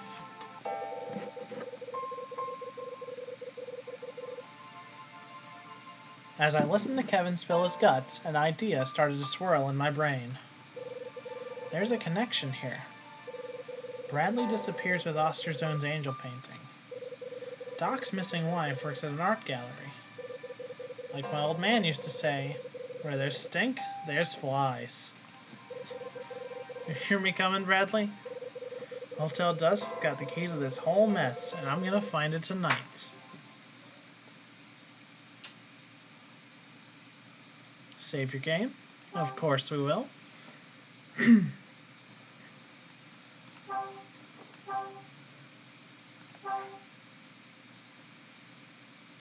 And now we've come to the end of the stream. You see Chapter 8 opening up for us. It's 11 o'clock, and that means it's time to go bowling with our buddy. But that's an adventure for tomorrow. We'll be streaming, around the same time. You shouldn't be sad, Jen. It just means you'll have to show up at the beginning of the stream for once. Or else you'll miss your bowling. Someone took an envelope from Iris, and I want to know who and why. Alright, we're back comfy in our room. We'll do the thing we always do and save again.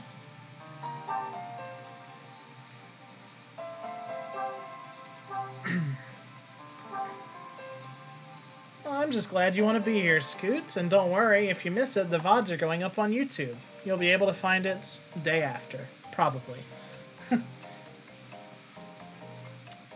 Let's go ahead and shutter this stream. Ta-da! Ta-da!